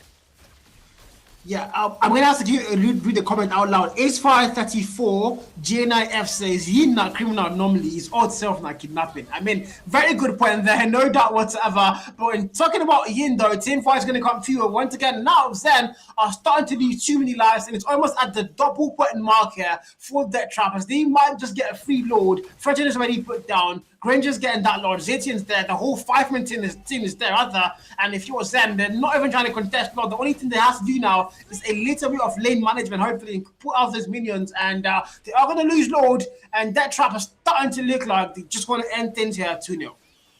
Yeah, it's starting to look like that, man. 13-7, 2K gold lead. It's the little steps that get you towards that base. And of course, International, what is the plan? Are you going to lose your very first game of the Rising Stars and be the first team to get pushed to the lower brackets? Or will you still defend and find a way to take this game to push out that game 3 as that Lord will approach from the top lane? Yeah, but the approach is low bracket doesn't sound like it's a very bad spot to be in out of your Zen. I don't know. Because the comebacks happen though, don't want to underestimate them and close things off too early. Ruby guys, I've got no idea why. She just used her ultimate. I think I don't think she did for. Sorry for so good though. Lord able to get that turret put down. Mincy now trying to go in for an engagement. I don't think that's the best score, but he's going to go with it in any ways. And the ultimate dropped. I don't think that was a very best score, but now they're going for a full-on team fight. It's a 5v5, and Lord still doing the damage he needs to go and do. Belleric is close by. Fredgen is still there. A lot of stuns as well. And it's all down to this. Who's going to fall down first? Granger comes in. Fredgen able to claim the 1 kill. Belleric might also go down. How is claims the kill? Oh, that was actually Gimme. And Yin, the kidnapper. Oh my freaking god, steals a player, I confirmed that kill, and if you're Death Trap, well, indeed, he finds the kill there, get away, Jenna! Intercept one, but that's not enough to keep them on lockdown. They will flicker out Kenji. The reaction time is exactly why Death Trap has stayed up this long in this game, and man, a great defense from Zen International. How did Harith kill Yin in his own kidnapping zone? I've got no idea how that even happened, but I thought surely we saw Yin stun her first, use the S1, S2 combo. Harith was literally him. I do call Harith a girl. I've got no idea why. But Harith was literally half HP, took him into the ults, and somehow our stuff did not die, killed Yin. I've got no idea how that happened or why that happened, but Harith finally started to get that life. He saw it badly late, and now a lot of damage coming through. Okay, this Harris might actually be good after all, guys. What the hell? Yeah, what the hell is it? T-Rex, they're trying to get those reach from the nice corner, but no! Ryuji puts him down, and now we see him go against the hero we thought would counter him, and says, no, I'd win, and wins against that. So 1v1, and then we thought the Misita was a counter pick, but I think we have a second thought now, Carl. Okay, guys, if you're a Zen fan, and I just put Zen down, and I did say the lower brackets don't look too bad, I'm really sorry. I take that back, because what I'm looking at right now is big gameplay, and they look like they are still all the way in. Granger goes in, Bella goes in, a lot of stunts. If you're Bella, you're not going anywhere, but Granger's done a lot of damage. Zitian comes through, Fredden in a very bad spot. He's critically low, has to back it down. Ultimate use there, not a kill, and the kidnapper is very close, and Kimi able to get that read, and of course, she's not going to fall for that one. Yeah, definitely not gonna fall for that one. Once beaten, twice shy. But then the Lord already have HPs, and if you're gonna contest now. Spear of Glory doesn't catch reach. It's gonna purify though, even if it does get caught. But then the Lord is already taken. If you don't make your move, the Lord is gonna get taken. It's late games, and now they are put on a defensive position again. 11 and 14. Kill count on both sides. 44,000 gold, 45,000 for Death Trap here. very much close, and now they are, but well, it's not too far apart, but there's still a minor, 1,000 gold lead there. I wouldn't really call that minor because that could buy you almost buy your Sky Peso, so that is actually something nonetheless. But so far, so good. Zen started to look alive though, but ultimately not a lot of turrets have been claimed. They have claimed only one turret the whole game, and they've actually lost about, if I'm not mistaken, about 5-6 turrets there. So it's not really looking good for them right now there. And they also have an incoming load, so this might be a very hectic team fight. And we are looking at the build so far. Look at the build here, Black. Look at the build. Yeah. It's looking really good, but then I think this defense is what there should be, and that's what's stolen there. Now the king going to take out Jenna Shadow, pause her down. That's one down. And no! Python doesn't get the kill. Ashra somehow survives it. And T-Rex falls. That was a great pick-up to make it a 1-for-1 trade. But now the chase from Royal Lion. But he's going to have to pull back now. He's going to have to pull back, man. And by the way, Royal Lion, I haven't actually seen a single Divine Judgment. Have you seen a single Divine Judgment from this Kaja, man? I don't think I have. But I don't think I really have. Probably have, but if he maybe against Belleric, yes, a lot of times against Belleric, but I haven't really seen anyone against anybody else. So, well, looking forward to seeing what's going to happen towards the end game. Yet again, the kidnapper go closer in towards Kaja, going for a free kill. I don't think it's going to happen, though. Does get a lot of medium damage there. Granger also close by. Again, 12 and 15, gold count also very much close. And if you're Zen, you're still on the back foot here, but I don't know what exactly Bella is trying to do against the Mlhub there. Bella wants to Mlhub to bro. I'm tired, bro. Oh my god. Is it Belleric wants to steal Mlhub as well? Everybody wants buff. I mean, there's a reason why it's the Rising Stars tournament still. We get to see some certain things that will not but T-Rex. Oh, that mid lane, you can tell they're already doing their macros, and of course trying to make sure that this next load responds in 28 seconds will be the load they need. It's 2k gold lead and 3 kill lead. Now my turn, we see it up there. That's one down. Jenna who fall and stun again comes through now. I don't tire. I wouldn't be able to get away there. Shadow trying to boss whatever he can down. Royal Lion body blocking for Riju. Oh, spell glory with the king's goal. And that's how you play Royal Lion and Riju force. 2 members disappear. And now 2 members left for the boys of Zen. This might be that final push. They might not even need that Lord, but I don't tire. I won't say no. That Lord is what we need to end the game. Yeah, 2 versus 5. 3 players down. A lot of time on that clock. Not really a lot of time, though. 11 for one of them to come back. Ruby, and then 20 on the clock players. But I don't think there's going to be enough time to go and get that load. As we see Granger and, of course, Yin claiming the load for their side. And now that trap are going to have the load advantage here. They've got gold count. They've got kill count. And now they also have a load in the 18th minute of the game. So, well, if you're Zen, this might be where we start to put that Akara in the nylon. But like I did say before, I am not putting them down. I believe comebacks happen. I am a very big fan of crazy epic comebacks. So can I see something like that now? Can they force map 3 in Bella and Kaja doing their daily dance? They're just doing the taunting thing among themselves here. But now Lord is closing in. So Zen, this is the time to lock it. It's now or never. It's now or never indeed. This is the time. If there's any strategies you want to pull, do it now. If there's any contingency plans, you've got to do it now. Ryuji's Purify comes up cooldown, and he's going to need that for T-Rex. And now the Lord will start Ashura. They're trying to load the Lord to the side. Ashura wants to make sure the Lord is distracted as much as he can, but then they're waiting for that chance. That's a 2-man energy eruption there. But T-Rex, the flicker, the King's calling on to 2. The back time comes and shuts down 1. And now another 4 general. Now 3 people. No, can't do. That is about force. It's not enough. The base is already being targeted as DT takes the game. Yeah, I blame Jared for that. It's Jared's fault. They lost that game because of Jared. But guys, you have to agree, man. Zen were at peak. Well, my God, Min Sita, he started the game a little bit slow there, but eventually found the pace and found himself, and he was a problem. He was a major problem. I don't even think Yin's kidnapped to the lower bracket here, Black.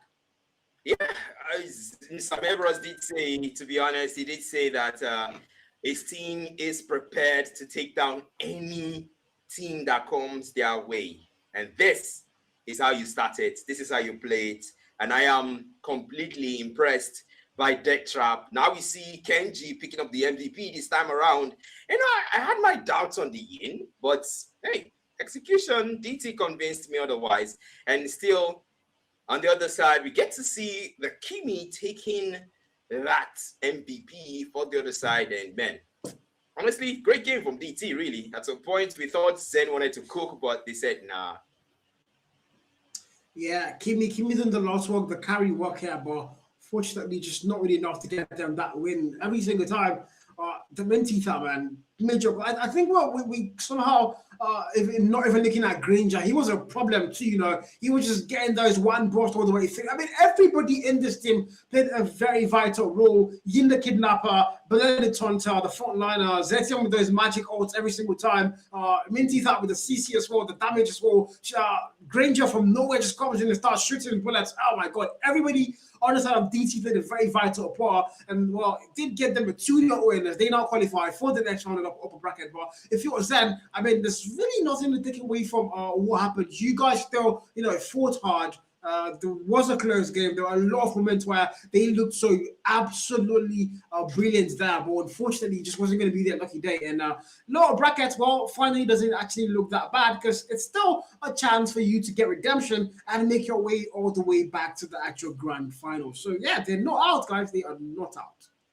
Yep, they are not out indeed. I can see the comments right now. And a lot of people are saying, even Barry wants to take both.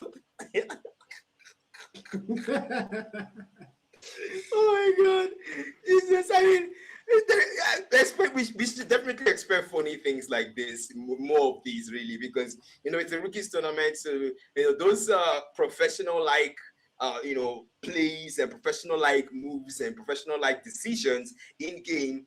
We may be seeing some of it, and we may not be seeing some of it. So yeah, and definitely also we should also expect some uncommon picks because we didn't see a Yin, and we don't get to see that all the time. We get to see popular major junglers like the Link, the Hayabusa. We get to see Soyo, sometimes even Nolan as well. But see the Yin jungle, okay, all right, bring more. We get to see some more. Yeah, I did see a chat saying it's only in Nigerian comms you see somebody pick in. I mean, it worked, I mean, no work. That's the idea. It worked. So ultimately, it's you speak for yourself. The pro players, they speak for themselves. I mean, Yin worked out a lot at last, and Death Trap still got the win. So, well, it might be something I don't think they want to do going forward, but it did work in this game anyway. So we're looking forward to seeing what they have to offer us in the upper bracket on the rest of the event itself. But well, we are going to be going to our match 2 shortly, which is going to be our final match of the day. So before we go there, though, we are going to be going for a very short intermission, and when we come back, it's going to be the very final game of the evening. So don't go anywhere, guys. Stay glued to your screens, get a popcorn, water, Coke, whatever you're into, and we'll see you guys on the next game. Cheers.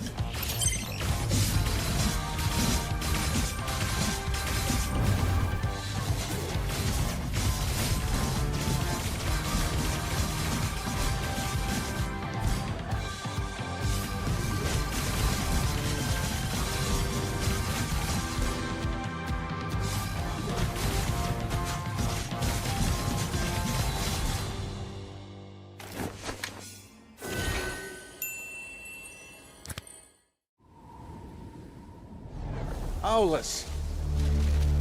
The kid says demons have invaded the border. Owlus! It's been far too long. We got a new Leonin in the squad. He reminds me of you.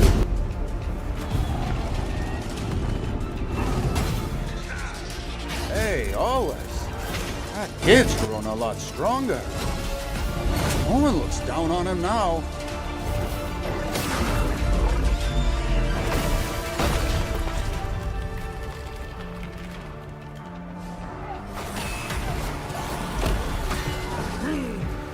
Hey, kid!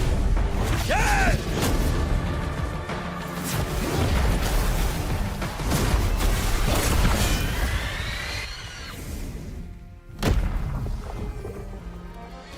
This is the end of my journey. The road ahead. I'll leave it to you, kid.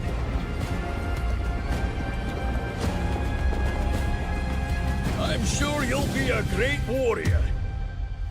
Call it in old Leonan's intuition.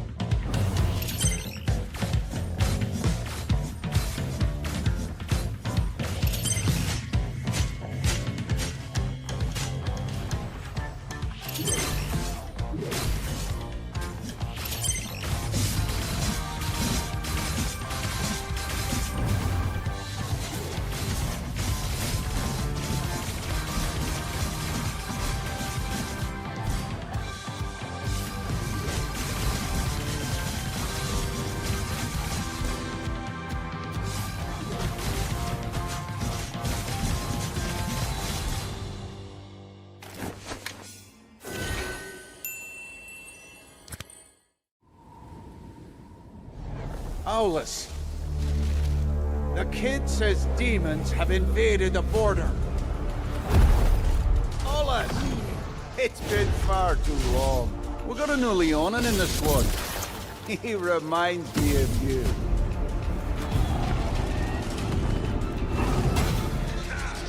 Hey, Owlus. That kid's grown a lot stronger. No one looks down on him now.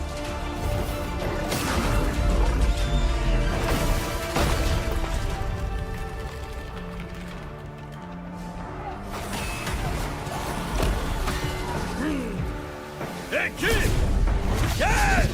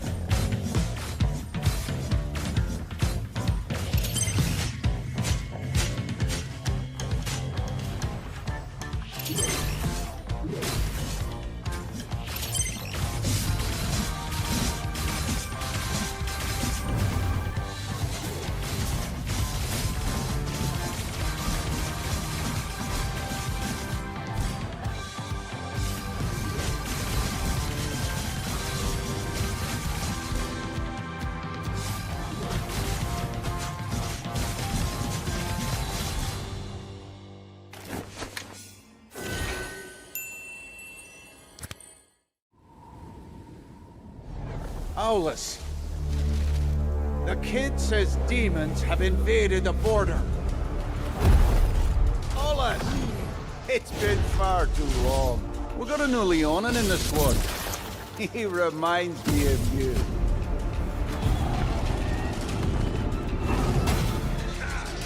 Hey, Owlus. That kid's grown a lot stronger. No one looks down on him now.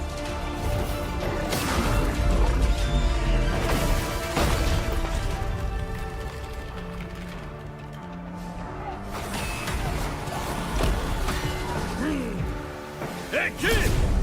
Kid!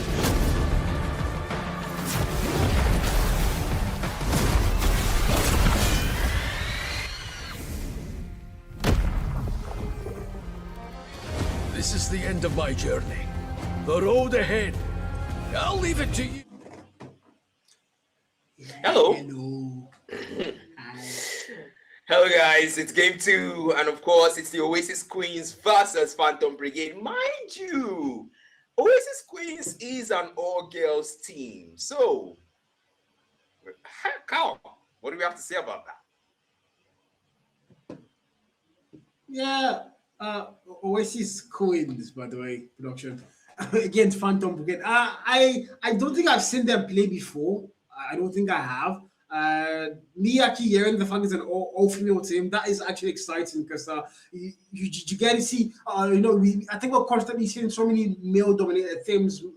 It's literally a T1 wall of males and all that. Seeing an all female team, seeing ladies coming, I think it's very exciting. I think that this is an initiative for a lot of ladies to join the esports scene because it's open to everybody. There's no gender wars here. You are free to play esports as long as you can represent your teams at the top level. So I'm looking forward to seeing what Oasis Queens are going to do today. Can they shut down a Phantom Brigade, an all male team, or are we just going to see the males find a way to make it work? But a lot of Bantam picks already coming through. Hanabi got banned, and we see a Zetian pick. Okay, is Zetian in the meta right now? Yeah, I gotta ask that question as well, probably because I've not seen the recent patch notes yet, so probably that happened, some kind of adjustment was done, or maybe, and we also see a Belric returning as well. The Oasis Queens have made their first pick. On the other side, we see a Guinevere being banned, though, man. You can tell they don't avoid the CC, and now that is good. That is good. As you've seen, man, we know there's a lot of control there. Yeah, as Yushin pick is, I think one of those picks that every caster smiles at because it's like we love to see Yushin gameplay. The ultimate is kind of nasty. The pull back, the push away. It's Yushin is one of those perfect mages to go and watch out for. And if you're Zetian, your old passive structure right now, Yushin is actually she's gonna ignore the whole thing and still go and damage you. So that's maybe going to be a problem. But of course, Clint and Minotaur, I'm finally seeing new heroes. Minotaur, he's in the meta, so yeah, why not? Yeah, why not? I mean, we say Clint as well. And when these are rare picks, we see these rare picks really just brought out of the arsenals. That's one of the beauty of having tournaments like this that actually doesn't feature the top tier teams, where we get to see the top tier picks, the S tier picks, the A tier picks. We get to see some of those C tier picks, D tier picks, and we get to see some of those picks come out, and those least picked heroes come out and really just show the beauty of them and show what they can do. Now we get to see them go for a carry. Wow, that is a very good pick, especially when it comes to those melts. So Phantom Brigade would definitely want to try and avoid those really tanky heroes. Yeah, well, Kami, I mean, if you want to see a Kami, you want to get boss damage, it's not tanks, because I promise you, it's not going to be a good thing to market if you go and pick up tanks. Minotaur now might be, oh my god, not the carry, bro. Well, we're going to see what's going to happen. Again, don't forget, picks are important. The draft phase, if you win that, it can be very, very vital. I see an Alice ban. I have to look very closely. It is an Alice ban, chat. Wow, okay. That's an Alice ban indeed, man. And now we're waiting for the next set of picks they're going to use. But then, okay, we are starting to see something very interesting, man. Wait. Am I seeing this correctly, or is that 2 magic damage dealers? Oh yeah, they balanced it out. Okay, they balanced it out. Now we have 2 magic and 2 physical damage dealers on Oasis Queens. Okay. So, I don't know. The Yu Zhong is a major problem. I know how problematic that guy can be. So if you're a Phantom now, you're looking to counter Yu Zhong. Literally, you need to find a way to make sure he can't put you down, because Yu Zhong is a very problematic hero. The higher boosts are being picked up here. In my opinion, I wouldn't say that's the best pick at this point in time. There's a Beleric out here. There's a Zushin as well who can easily evade you. There's a carry that can even melt you before you even, use your ultimate. There's a Yu Zhong as well. I don't know if the higher booster was the best call, but I mean, very vital assassin. Always going to be one of the top assassins in the game. Not in the current meta though, but if he works, I guess.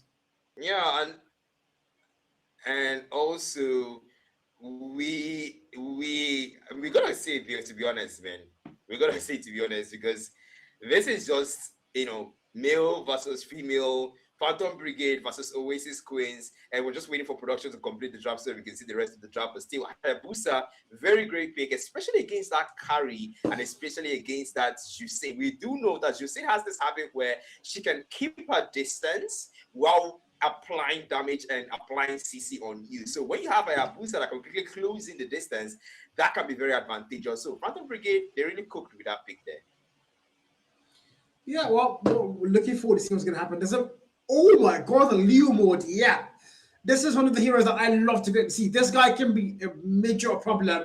And this is literally a lot of sustain, tankiness. I mean, if you're looking at the Queen's pick right now, they've got a very annoying tank, Bella. They've got Leo mode for the boss damage and the soul sustain. They've got Yuzhong, the heal up, the passive killer. They've got Kari, the tank destroyer. They've got Jushin, this looks like a very perfect pick. And in my opinion, I would say they've won the draft phase, but what do I know? I'm seeing a Barrett's pick here come through a Phantom Brigade. What do you think about that one?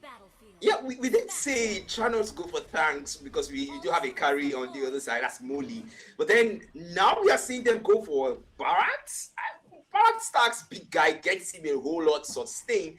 And, I want to see how this... Hey, don't blame the draft. See the execution first before you point fingers. But hey, Game 1, Phantom Brigades versus the Oasis Queens is the first female team and the only female-only team in the Rising Stars that debut. Let's get into it, man. It's a best of 3. Carl, take us away, man. Yeah, female team, male team. Kami's in the...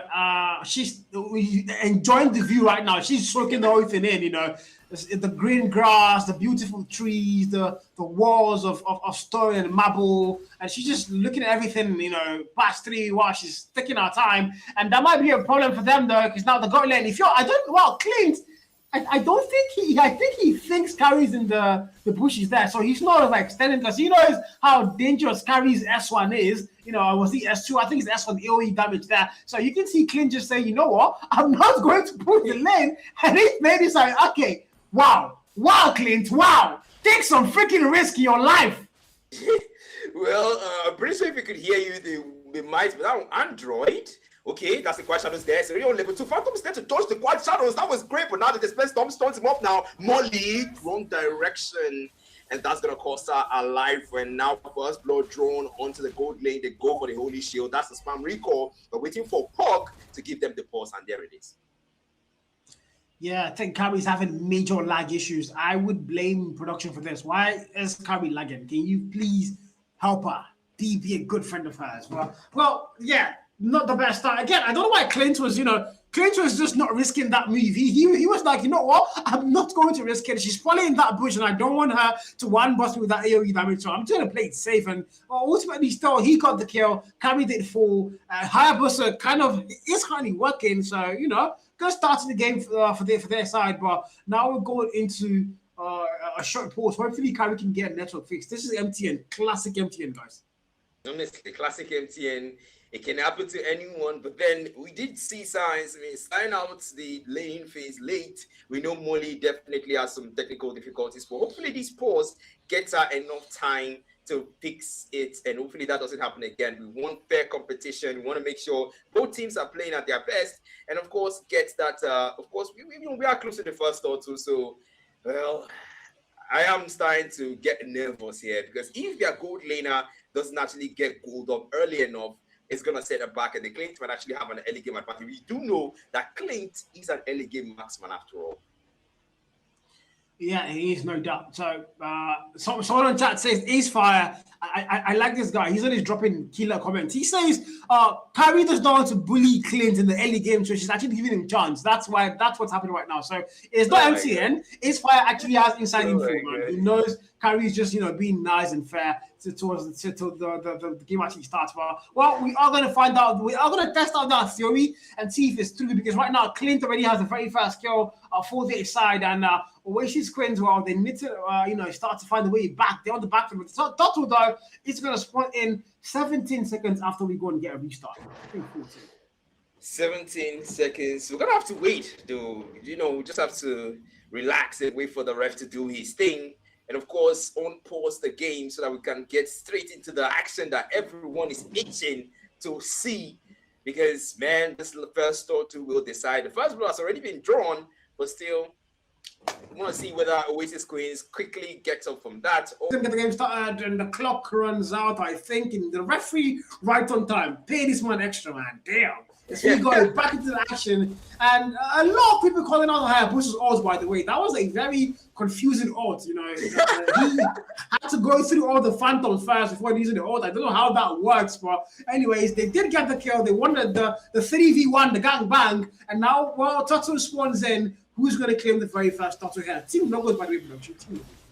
Yeah, you know, this actually starts to look like an uncontested one, but we do see Himari already there. And they're starting to just do things. Yeah, that's an uncontested Toto.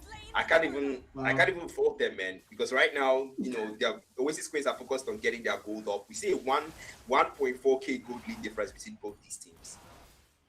Yeah, Carrie's still lagging, and now she's going towards the EXP lane. Carrie, go back to your own lane now. The game just started, you know. We need you in the gold lane. I think now she's back, hopefully, though, because she needs to come back soon. Maybe a Wi-Fi restart. My Wi-Fi takes about 30 minutes to restart. I don't know how it comes, but I think Carrie also has the same problem because now she's back and can they now start to cook? It's a 1-0 lead in terms of kills. Yeah, the gold count's very much close, but Phantom having the slight edge, slight advantage now. If you see that million engagement comes through, Jushin doing the Jushin annoying thing, just trying to poke that guy. Zetin comes in for help there, and carrying a very bad sport. Hayabusa, oh my freaking god.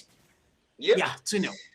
I think at this point, it's just going to keep picking off the gold lane until she finally gets things off. You know, they're spamming the recalls again, demanding their second pause, and waiting for the POG to actually, yeah, that's the pause again. And that's going to be every pause they get for the game. So Oasis Queens, I really hope this was worth it because I mean, they don't have the gold lane now and they really need her, and I get that. But still, using all two pauses this early, it's a best of 3. You have another game incoming. You don't get another pause again. So I really hope it was worth it to use it all up this early. Yeah, Julian Cairo says, Haya, have some morals. Hayabusa, have some damn morals. The girl is lagging. She's going through a lot in life and you're just one busting her. Have some freaking morals, man. But yeah, ultimately, though, that's not what wins you games, you know. What wins you games is ruthlessly killing the enemy, and that's exactly what Hayabusa is built for. As the assassin is taking down the marksman. And 2-0 up, pause comes in, and if you're the Oasis Queens, God to help us. What's happening? Yeah, 2 pauses already demanded, and man, this is not how I'm sure they thought they'd start. And at this point, we don't want to see a forfeiture because that is going to be the worst case scenario. And we want to see contests. We want to see something like a game 1, even better. We want to see the female team actually put on a show, put on a performance that we may have a tier 1 dense male teams, but we can still show something that the females can also give the males a run for their money. And yeah, let's just see how that goes. It's 1 minute and 35 seconds, and I really hope they are starting to fix things and things are actually fixed this time around because no more pauses from here on. It's just going to be, unless obviously the other team demands their own pause. And a lot of I see a couple of comments here saying everybody's spamming Zetian because of a Starlight skin. Now, I don't even like the Starlight skin. Personally, I don't like it. Again, I'm the king of Bar, so I might be wrong, but I don't like that Starlight skin personally. But well, I mean, if you're the Phantom boys right now, you've got the lead locked in. You have good Wi-Fi, by the way. The network is good. So the problem now is all down to Oasis Queens. Can they now find a way to fix their Wi-Fi, hopefully, for Carrie? And can they start to make a comeback? Because at this point now, they are behind. The 2K goal lead as early as 3 minutes into the game. Almost, that is black bottle level numbers, bro. What? My goodness, yeah. To be honest, I don't exactly have the best network out there, but still, I still somehow make it work, even in my ranked matches. But still, 28 seconds. I really hope Oasis Queens have fixed whatever it is that is holding their gold lane back, because this is it, man. This is it. They're going to have to play like this, and they're going to have to find a way to make it work. And I do hope the ref is still on time, because we only have 10 seconds on that clock. Yeah, the ref is just looking at the clock like, you know, like a flash. Once it hits the 0.0, he's going to tap it, and here we go. Oh my God, right on time. Woo! We are going to get kickstart things off where we left off, and if you're Oasis Queens, are we back? Carry, how far? Please tell me that we finally are going to get the party going again. I really hope we do have the party going. Better now that mid lane fight already happened. I've got no idea if that's a good fight. Mino just trying to get a little bit of a ton there. Hayabusa already farmed, apparently so, which is not really a good sport to be in now if you're the side of the Oasis Queens. Phantom, though, started the game well. Top lane, not a lot of drama happening. Hayabusa now going for the Yuzhong fight, I think, but Yuzhong playing that really safe up until now, though. He's going to make a very bad move. He's going into that bush. I think he does, and Hayabusa goes in, but doesn't really get the Phantom hits or Phantom mark on Yuzhong. So ultimately, actually, I just realized their name is Phantom, and Hayabusa's, has Phantom shadows. That's really cool. Really cool, Black. Yeah, it's pretty cool, man. And the guys, okay, look at the gold lane now, and now we see a 2v1. I like the fact that they're not channeling support, towards that side. But then onto the turtle is another uncontested turtle, man. Is the John gonna make a move? Gold lane, what is going on? Jesus, what?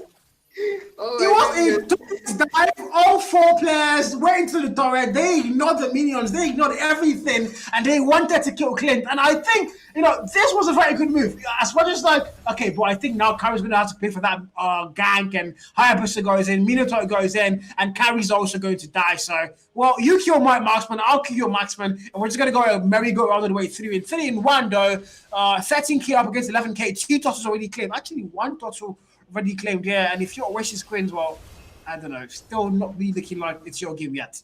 Yeah, and I do hope that Molly is back, because this is 0-3-0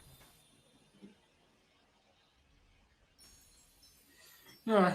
Yeah, you guys almost lost me there for a while. Whatever's happening to Carrie just happened to me, guys. MTN came to my house and they disconnected my Wi-Fi, but hopefully I'm back. Hopefully you guys can actually still hear me. It's now we're going to go for a team fight, and Minotaur in a very bad spot. Zetian comes in. Ultimate's going to get dropped here, and Lurm able to claim the very fast kill. Clint takes out Belleric, and they are chasing. Zetian has to run for their life, and Lurm says, not today. You do not go anywhere. Zushin also goes in. Zetian somehow stays alive. I've got no idea how. Zetia being a distraction, and now Android 17 picks up one at the back. Reina falls. Man, that is how you play it. Of course, they saw that one coming.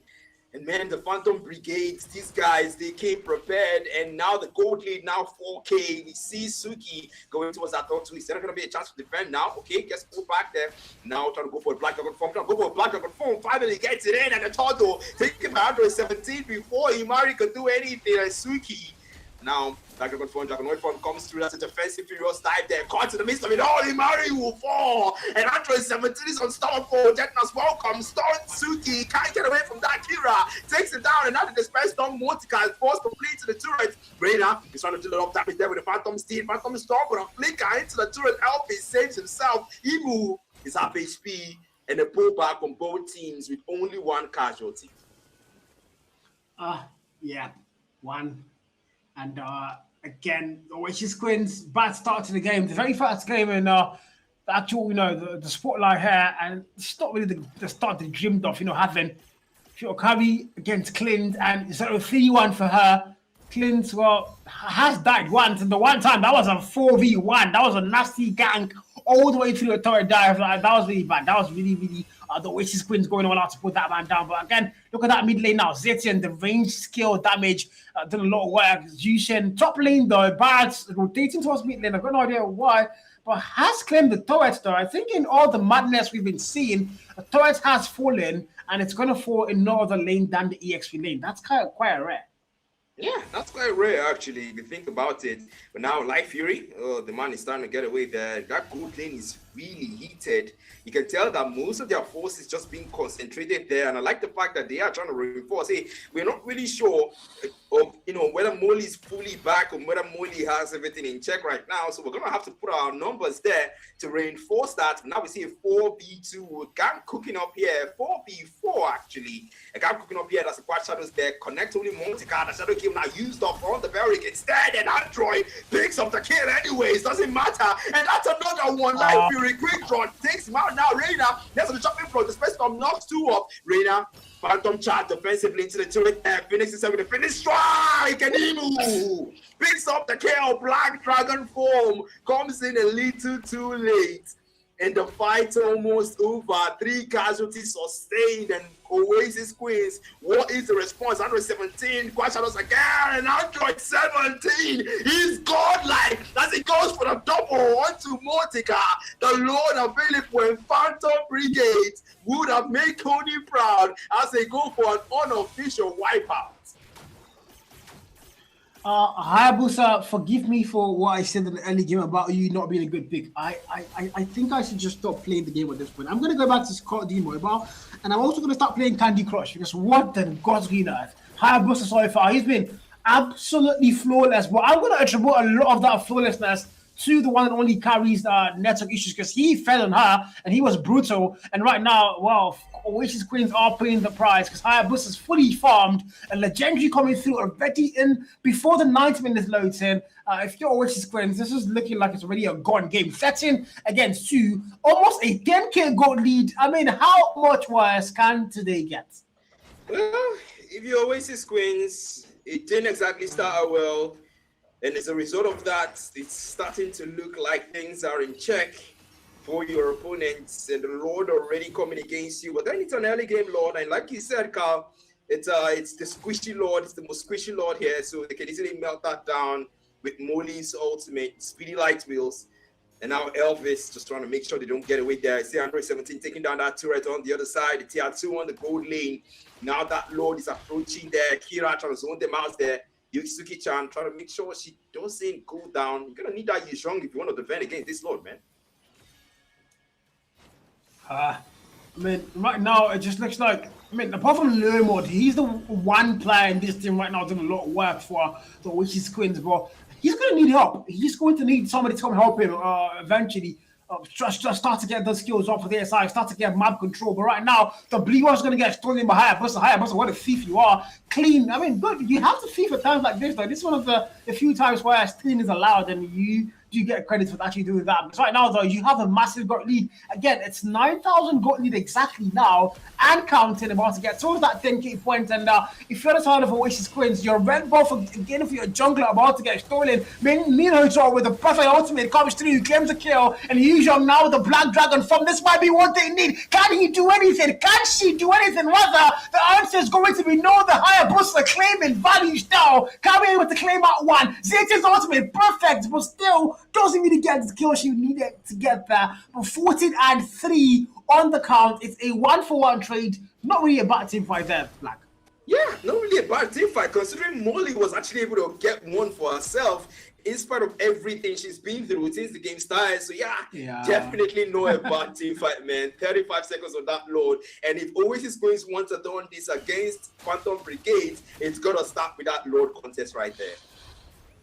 Yeah, it's got to start with it, no doubt. But again, so far, 14-3 to what we currently are. 37,000 gold, 29,000 gold for Oasis Queens. It's an 80k gold lead. Again, is the gold lead reducing?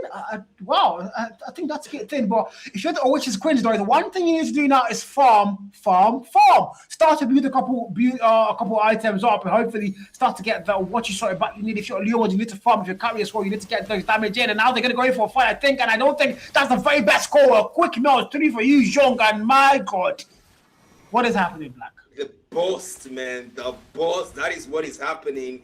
There is a lot of damage right now on Android 17, and he has 70 stacks on Sky Piercer, 522 bounty on his head. This man has got to be the priority kill for Oasis Queens. The man is the most wanted right now, and of course Kira as well on this Barat. We thought he could melt him down on Molly's carry, but now maybe second thoughts as Molly will take that orange buff that grants the extra penetration. But what the heck is that? Android 17 with a pink off on Reina in her own jungle. That is how you show dominance here. Now the Lord comes, and can this be the final story that will wrap up game 1? Yeah, not the best game for Oasis Queens. Yuzhong goes in. What are you doing, Yuzhong? Oh my God, that was a 0.5 second meltdown. Yuzhong gets decimated.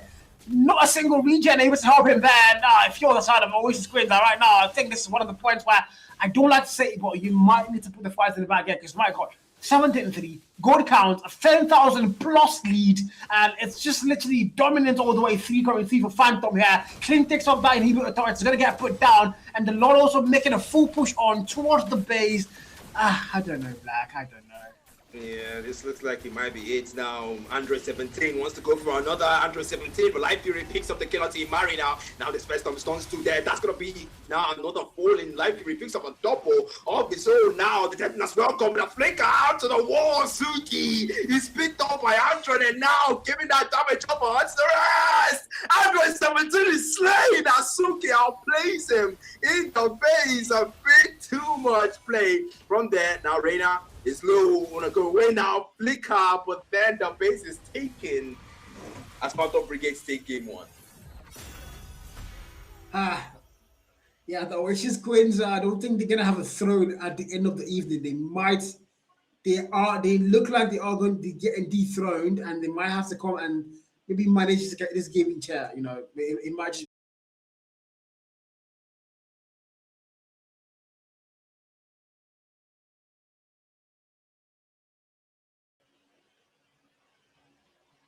You gotta make sure that everything is in check, because once you get into that game, it starts, and once it starts, that's it. There is no request for pause. There is no hey, we got that flag anymore. The only people that have that is Phantom Brigades, and with the way they played, I don't think they're gonna be needing any pauses. Finally see Black Matter's favorite color, chocolate, guys. Wow, Black must be so happy right now. For Suki, Chan, and Money, they have fed Black a lot of chocolate right now. Chad, Black, how do you feel? You know, you're seeing your favorite color on stream. How do you feel? You know, the color you play with me every day, and you always have that color on your name, Black Matter. I don't say it just work out. I don't say it just work out. I don't say it just work out. Now wait till you want to this day, honestly. I wait till you want to. You don't do it now, your body don't come number. So don't worry now. One day I'll do my own back. Just relax. Okay. It's honestly amazing because, to be honest, man, Phantom Brigades came with force. They came with power. They came with dominance, and it's been back to back. We saw Android 17 hit like 80 stacks on Sky PSR. And having 522 bounty on his head, man, that guy is definitely getting his Hayabusa banned in the second game. Yeah, but the hire was a problem. I didn't think it was going to be a problem.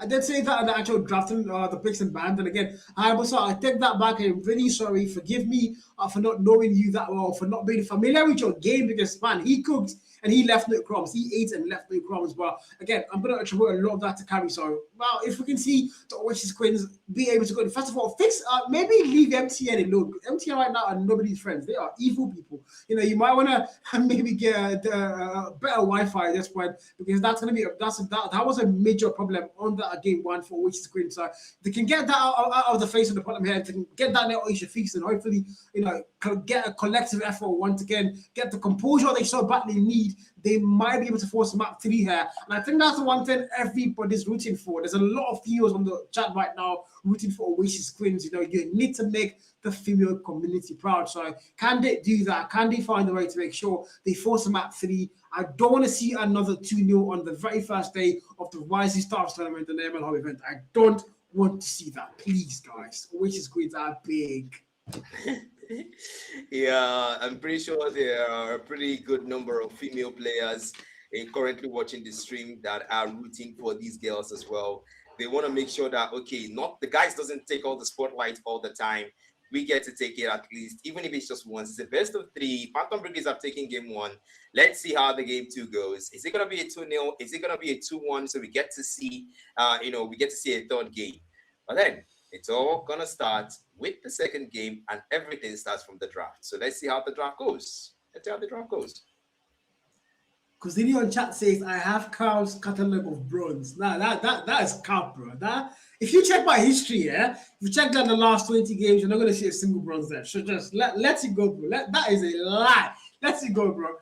I did get bronze in me. I think that was yesterday though. But anyways, that's a whole different story, guys. That's a whole different story. But anyways, speaking of bronze, the Oasis Queens did get 2 last game. That is not a good look for them. So game 2 can be where they go and change that around. Can they now flip out the script here, hopefully get things in their favor? But if you're the Phantom Brigade, you are brigading through. You've won the very first game. Best of 3, 1 more map for you to claim, and you are through to the next round of the upper bracket and sending the females down to the lower bracket. If you're Oasis Queens, though, can you avoid that? Can you not find a way to force this thing to a map 3? Like you did say, the Hayabusa was a problem, so I think the Hayabusa ban would be definitely on the top of the list now for the side of the Oasis Queens.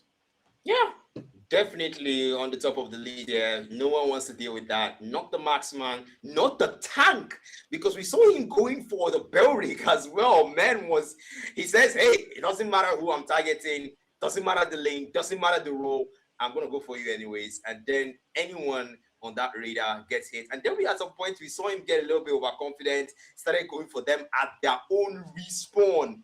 And then he got shut down. And of course, I said, yeah, that's what you get. Overconfidence there was a little bit too much, but then still, 117 was a menace on that Hayabusa. Yeah, I think that the base of the enemy team, except it's not like the spawning base, except your Argos. Argos can actually do that. Argos will literally follow you into your own spawning base and maybe get a low HP kill there. But ultimately, it's not really worth the hassle. You never want to go do that. But yeah, the Oasis Queens, guys, please put up a show. I don't think it's only the females at this point in time. A lot of the guys as well on the YT chat are rooting for them. So I'm very sure, they have a lot of support from the fans here. We are all virtually hoping for map 3. Can they force it? Can they find a way to make sure they go to map 2 flawlessly and shut down the Phantom Brigade? And, hopefully maybe we'll start over soon. We never can go in time. But if you're the Phantom Brigade, the Brigadiers, though, I mean, game 1 won, you might as well win game 2. And I've got no idea what the lay is right now, the picks and bans. They are probably sipping coffee and, I don't know what to call it. Just leave that to the ref box to handle that. It's probably the draft pick. And of course, they are also doing the lobby picks right now, the lobby bans rather. And let them just do this thing. What I'm just hoping for is that we don't get any pauses, because I don't want to see any pauses. We did have 6 minutes worth of pause in the last game, and no one wants to see that anymore. I do hope Oasis Queens gets everything in check, and field players that won't need that because they don't exactly have that card to play anymore. Phantom Brigade, though, they still have it, like I said earlier. And I'm looking forward to those picks and bans, because I'm 100% sure the Hayabusa is going to be banned. I'm also 100% sure that they might be taking out that Barat as well, because that Barat was a pretty huge problem for them. Yeah, it was. It was a problem. I think Hujong felt the wrath of Barat first of all. Then the whole team started to feel the wrath as well. But big shout out to Cody Black on the stream. I haven't seen the Cow and Black tag. I don't know where Elijah is, by the way. I don't know where Elijah is. So I'm going to ignore Elijah. I don't know who that is, anyways. But I don't know who Nelson is. This guy, this boy, is he here? Oh, he's here, guys. This boy is Nelson, chat. This boy right here is Nelson. Look at him. Why are you smiling, bro? Why are you smiling? Why, bro? He's Elijah. He's Elijah. It's not me, bro. Elijah. He's Elijah. He's Elijah. Exactly. Exactly, man. Okay, we have said the drafting phase now, production, if you will. Let us get straight into those drafts, man. And let's look forward to it. Now, of course, we're going to start with the bans first. That's how we do this here. And do we want to get to ban first? Let's see what they go for, man. Hayabusa. Let's do this. Hayabusa, come on, Hayabusa, go for it. Hayabusa, let's have it. Why is he rooting for the Hayabusa ban, bro? To be honest, the Hayabusa was such a huge problem. So it's going to be pretty, I'm going to be pretty concerned if they don't take down the Hayabusa. They skipped the ban. They missed the ban. They skipped the ban. Wow, okay. So Oasis Queens are so confident that they're now skipping bans. Wow. Are you sure they fixed their network issues, or this was a lag skip? But the Hayabusa gets banned. Hayabusa gets banned. Yeah, definitely. We also that coming. And is that I don't want to call it an aura farm. I want to call it a diva farm, because they are like, all female teams. So I want to call it like a diva farming. Hopefully that game is not the type of game to farm, because hey, that game is normal. Yeah, this is it. Phantom Brigades, well, they do have a very good band there. Taking down the Anabi, pretty good band there. Pretty good band. Yeah, but I see two skip bands. Why are they skipping bands? I'm so confused. That's something that I've missed out on. But they both skip it bands. And, okay, you know what? Oasis can skip a band. Phantom is like, you know what? We're also going to order a farm. We're also going to skip a band. So it's going to be all equal terms. You skip one, we skip one. Let's get the party started. But Xavier for the very first pick. I love this guy. Very annoying mage if I'm playing her. But I don't like to play against Xavier because he's even Hanzo, yeah. Whenever I'm playing jungle assassins, I never like to see an Xavier or the opening team. But very good hero here. Minotaur picked up. Melissa picked up. Woo. The joy in your voice, man. You can tell. Is Scout rooting for Phantom Brigades? And now I gotta ask the same question. I just love Melissa. I just love Melissa so much. She's the hero that can change the game in a millisecond. You know, the multi-targets. She can literally, you know what's the funny thing about Melissa, yeah? Let's say Mia's in the turret now, the enemy is the turret, yeah? I'm fighting, I'm taking the gold crab. I put my S2 in the turret. I'm taking the gold crab, but I'm also damaging the max life. It's so crazy how she works, you know. It's really crazy. And the multi-target, she can literally target all 5 heroes at the same time. Also, while she has the ultimate popped out. So Melissa's a major problem. I think she's one of those heroes you always want to ban if there's a good Melissa on the opening team. Yeah, that is very true. And now we see the Sovereign of the Abyss, the Slayer of Gods, Obsidia, on the Oasis Queen side. Wow, that is definitely a good counter to the Melissa there, because the Hunter of Bone can help Obsidia attack from a distance. So, you know, the go away on the Melissa pushes people back, the heroes backwards, and then the Obsidia doesn't need to come close. The Hunter of Bone and the Abyssal Bone Needle, with the Return to Bone, you can just attack from a distance, and then that's it. That's like a good counter to the Melissa there. But then, hey, let's see the execution. The draft is one thing. Let's see how it goes in the laning phase. Yeah, Obsidia against Melissa again. Well, I think Obsidia is one of those heroes that can actually put the Melissa down. But in a team fight, though, that's where it's going to be a little bit nasty, because the Obsidia is a one target damage hero. So how much can she offer? At least against a Banksia, I mean, perfect for Alice to counter Alice there. The anti-hero or potential for Banksia is very annoying. So if you're Alice, you want to make sure he does not have the ultimate when you want to pop yours, because it's going to absolutely render you useless in the team fights. That's one thing you want to go and avoid. Sicilian for the AoE damage, the constant CC stuns. Right now, Phantom look like they are low-key winning the draft phase. But I mean, if you're Oasis Queens, this is something you need to win. Yeah, this is something you actually need to look forward to, man. You do have the Sicilian there. Of course, they have the star. Oh, my goodness. Did I just see that correctly? Is that an X-Borg? Is that an X-Borg, Carl? My goodness, these people came prepared, man. I'm going to look properly. Nah, this is something else, man. The Sicilian pick on the other side of Phantom Brigade. That is one hard-hitting mage, Carl.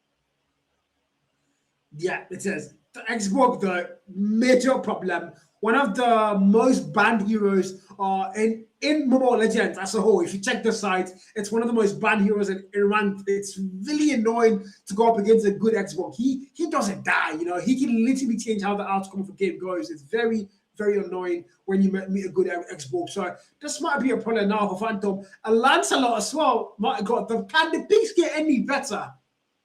Wow.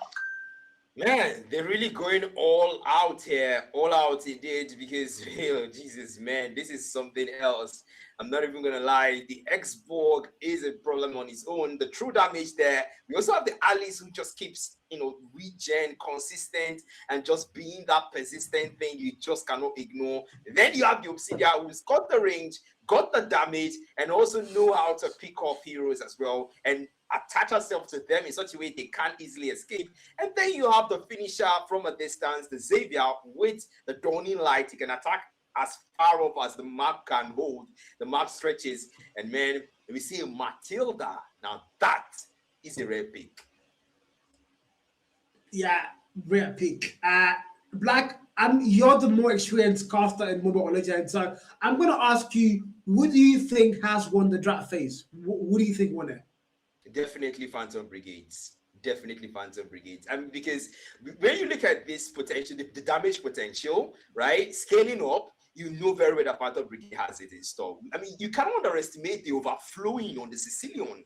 You cannot overestimate it. If this game drags out, it's definitely in Phantom Brigade's favor. And also, we know the Sicilian, the Soul Cutter passive gives him damage potential. We also know the Melissa, the multi-targeting feature. We also know that the backside is pretty good against the anti-regen thingy. And then, man, honestly, Phantom Brigades just have it in store right now. But then when it comes to those, chase potential, Oasis Queens do have it. Yeah, Xbox just showed us a little bit of a fancy introduction to the game here, but Ina, let's get the party started, shall we now? The Oasis Queen. Oh my god, the dance! Xbox, thank you! What a grand opening to the second game of the evening and the second map as well for Oasis Queens versus Phantoms in the Rising Star event brought to you by Mlhub. And of course, big shout out to our production team out of all time for handling the stream. But here we go, the Absolute Stars, the boss are going to get farmed, the mid lane drama is the very first call. Very first call indeed, and I'm glad we get to see Molly actually start out early this time around, and it looks like things are really good on their end. Yeah, it's just the early pick-off. It's not good lane. You see the Abyssal Bone Needle already being used to poke Life Fury. That's exactly what I was talking about, man. The range on the Obsidian is just more, and she's really going to be taking advantage of that, because why shouldn't she? When you have a mechanical advantage on the laning phase, you should use it. Now we see the gold crab, Abyssal Bone Needle again. Ooh! Eyes on you to steal the gold club with the gold lane. That was impressive, man. Normal. It's one of those beautiful things. Melissa goes in. See, there's going to be a 3v1 gang, and if you're not Melissa, well, you have to go and play that safe now. Phantom. So far, both teams are going to take advantage of farming. It's a bullshit EXP lane, by the way.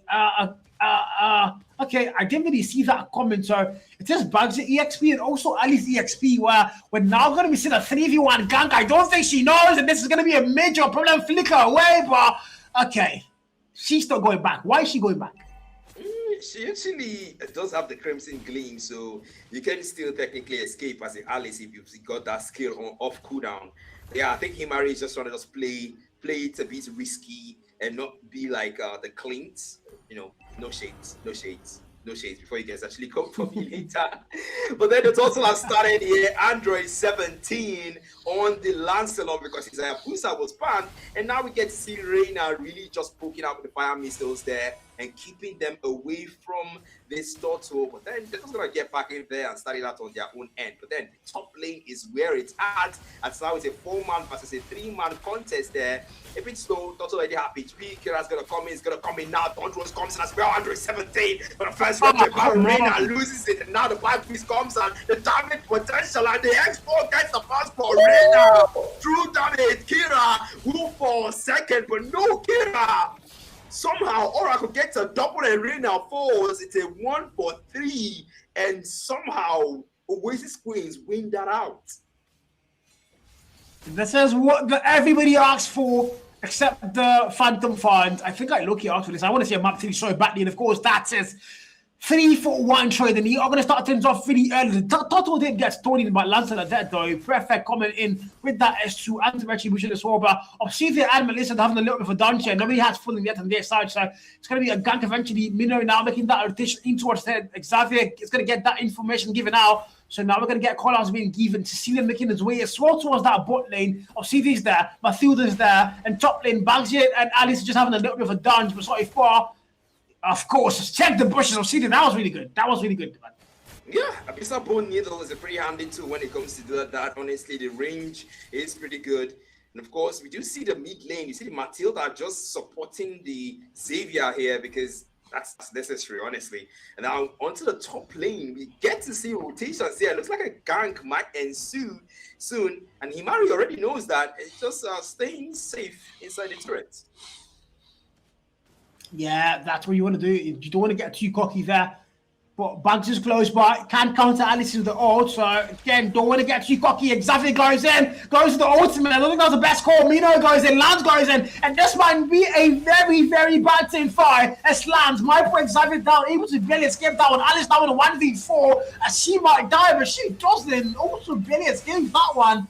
And this is literally a game of escaping the Xbox. I think a little bit too late to the party, but he's going to chase Lancelot away from his teammate there. So it's still a very good one. And Tatu spawns it now. Oasis Square still have the gold count advantage, the kill count advantage as well. And Melissa Obsidian, so far, they've just been dancing all through as nobody wants to fall. They're just farming. Literally a farming simulator on the bot lane.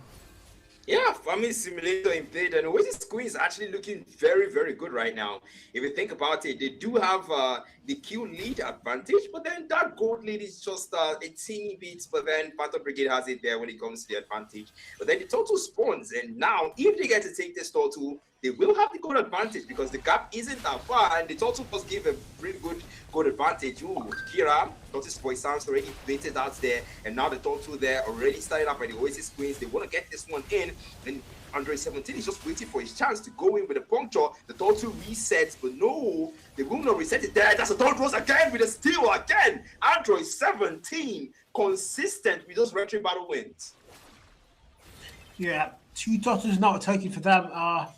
Oasis Queens losing 2 totals, but ultimately still do have the kill count advantage. But not again. I mean, ultimately so far, no threats have fallen. The game is really much close. The gold count in favor of Phantom now, but it's not by a lot. So if you're Melissa, well, it looks like a gank is coming through, but she's going to get the info given out. So call outs are going to get a cold. And if you're Silin Mino, they're going to get a rotation towards that bot lane, but I don't think it's really going to be important. Look at that top lane, Lancelot and Alistair. Look at the top lane, Lancelot get the kill, and yes, he does. And it's going to be Alice getting put down, vital kill, and Phantom are starting to get their way back in the game step by step, little by little here.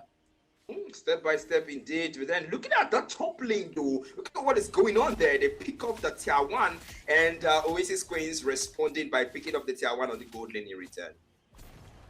Exactly. I mean, take ours, we take yours. That's the game, and that's it. That's exactly what you need to do. If they outpower you in one lane, that's why there are actually 3 lanes. You can just go easily for either mid or bot lane here. But again, so far so good though. If you're a Phantom, you've got the gold lead locked in. You might as well start to get that far more. But see there, it's a 1v4. Oh my god, I don't think she knows. No hope comes through it. Savage close, but Tilda's close, but this might be a third dive. It's a very bad spot to be in. If you're Obsidian, Melissa overextended. I think the car's going to have to get given. And Lancelot's very close by Obsidian. Do not make that move, I promise you. It's going to be absolutely drastic. Sicilian goes in, Melissa goes in, Lancelot goes in, and this is it. The team fight of the century starts, and who's going to fall down first? The answer, it's going to be put down. Melissa claims it, Obsidian falls, and just like that, a nil for 2 trade as the Oasis Queens are going to lose the advantage they had. Come on. Yeah, I mean, circling Eagle was exactly the right move to make there.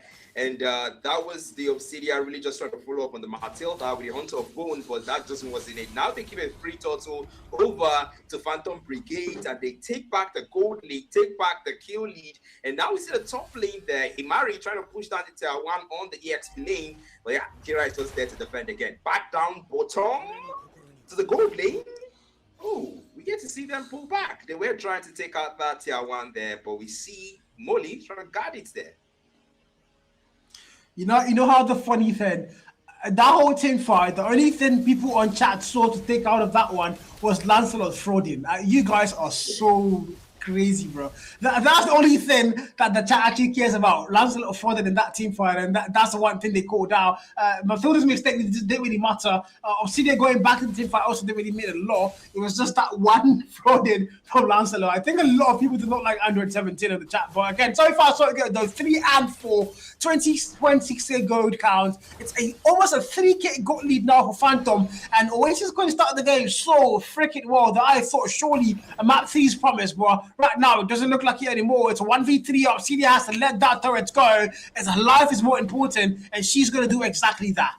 Overwhelming. Yep. Over freaking woman black. Overwhelming indeed. I mean, look at the numbers. It was a 1v3, and the guiding win from Arya Rang was just enough to say, okay, look, pull out, give it to them. There's no need to contest or defend that. We can just make up whatever, we can with the top lanes, turrets that are still there. But no, it looks like it's only the mid lane that's actually still there. That's the only tier 1 they have standing. And now we see the top lane there. We see Android 17 maybe getting a little bit feisty, maybe not. Maybe Elvis looking for an opening. maybe not. 15 seconds until that Lord spawn, and that is where they need to concentrate their attention. But Android 17, does he want to take him out? Does he want to assassinate him? Okay. Well, I think Lancelot's getting a little bit too cocky, in my opinion, there. But if he works, it works out again. So far, though, if you're Phantom, you found a way to now control the map. You are currently controlling the game. It's yours looking. It looks like you might be a 2-0 sweep out here again. But I mean, the Oasis Queens, they're not too far behind. They have fallen 3 turrets as well. So it's literally a very much even game in terms of, kill count is very close. Gold lead quite there. Almost a 3-kill gold lead, though. That's the only, not really good part. Everything is very much in check, and now we go to for a Lord battle. Who's going to fall down first? Team fight comes through. Ali's down with the odds. Bangs it as well to counter Ali's, but Ali's with a very fast kill. Lancelot able to claim that Lord. Perfect retribution. Sicilian claims the kill. Make that a double. Lance goes in. Why claim the kill? Yes, he does. And it's going to be a 4-for-1 trade of Cynthia, the only man standing, rather lady standing, and she's going to have to retreat now. She can't take that fight. And well, Phantom Stars, they are looking really good right now. You're looking really good indeed. Now, Cydia, Molly is looking for a chance there. Abyssal, Bone Needle doesn't have much to do against 5 players of Phantom Brigade charging like a bull in your base. They will go for that top lane there. And now Android 17 might be a bit cocky. The puncture comes out, Dondros as well to dodge with Android 17. He gets caught in the mystic field, but that will not do much there. The Lord is already there, and they're trying their best to see what they can. Sanguine Claws, Imari gets caught in it. The Lord is still pushing through the Bat Feast, and this is exactly what I talked about, man. The damage potential on the Sicilian is not something we want to underestimate. It's not. It's going to be a problem for them in that late game, but I think if we're going to get to the late game, though, it's 11-minute mark so far. And the Oasis Queens are being overwhelmed. It's about almost a 10k gold lead. They saw the last time on the very first game. They are just going to make sure the guard counter and leave that inhibitor turret. So slow it down. See the guys in. Nasty CC there. Claims 2. But nobody's going to fall down though. Again, right now, the Phantom Brigaders are absolutely walking through these team of Oasis Queens. And if you're the Queens, I don't know. The throw looks like you might have to let it go. Yep, you might have to let it go indeed. You might have to let it go, but still, Imu just waiting it out and just making sure that he gets enough stacks of overflowing because that's what he needs right now. And he's pretty low on mana though. Might have to recall, but Oasis Queen's trying to play it safe as Samurai Claus gets one caught in it, area rank.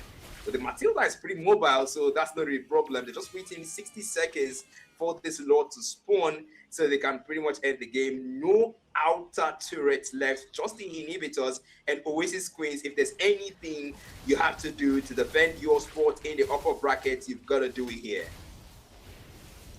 Yeah, now. It's at 44 on the clock now after a Lord gets recalled into the game for a possible Lord push once again. It's all the boys in red around that Lord. Staying waiting now on the bot lane. If you're on the side of the Oasis Queens, well, you might be to contest the Lord.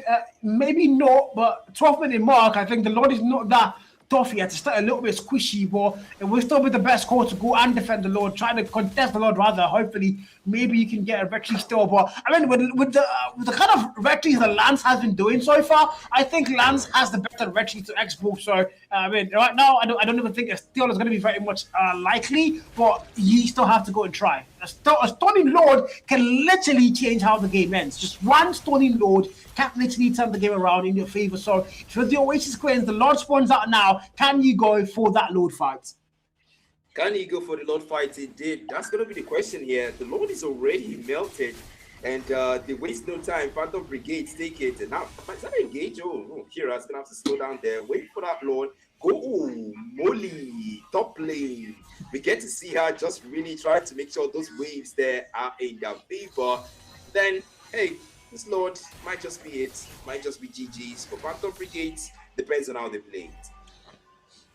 Yeah, Lord comes in. It's a 30-minute mark, so the Lord is not that tough yet, but it's still a major problem. If you're on the farm, then you are over 10, almost rather 10,000 gold behind. It's really going to be a problem for them now.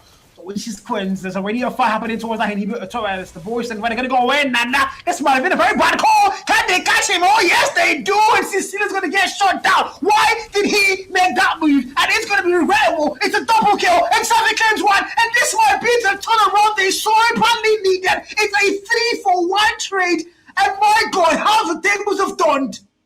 How? My goodness, how? What the heck was that? Damn! That was supposed to be D Siege. That was supposed to be B Moment. And man, you can tell that they scripted that one because Oasis Queens started that play right from when Molly went to the top lane to clear the ways, which delayed that load. And then the mistake right there from Emu solidified their plan and gave them an easier defense. Oasis Queens, impressive play. But then can't they pull that up again? It's 80 seconds until that next load. They might have done it then. Can they do it again? Macros would have to be in check for the girls because that was what helped them the last time.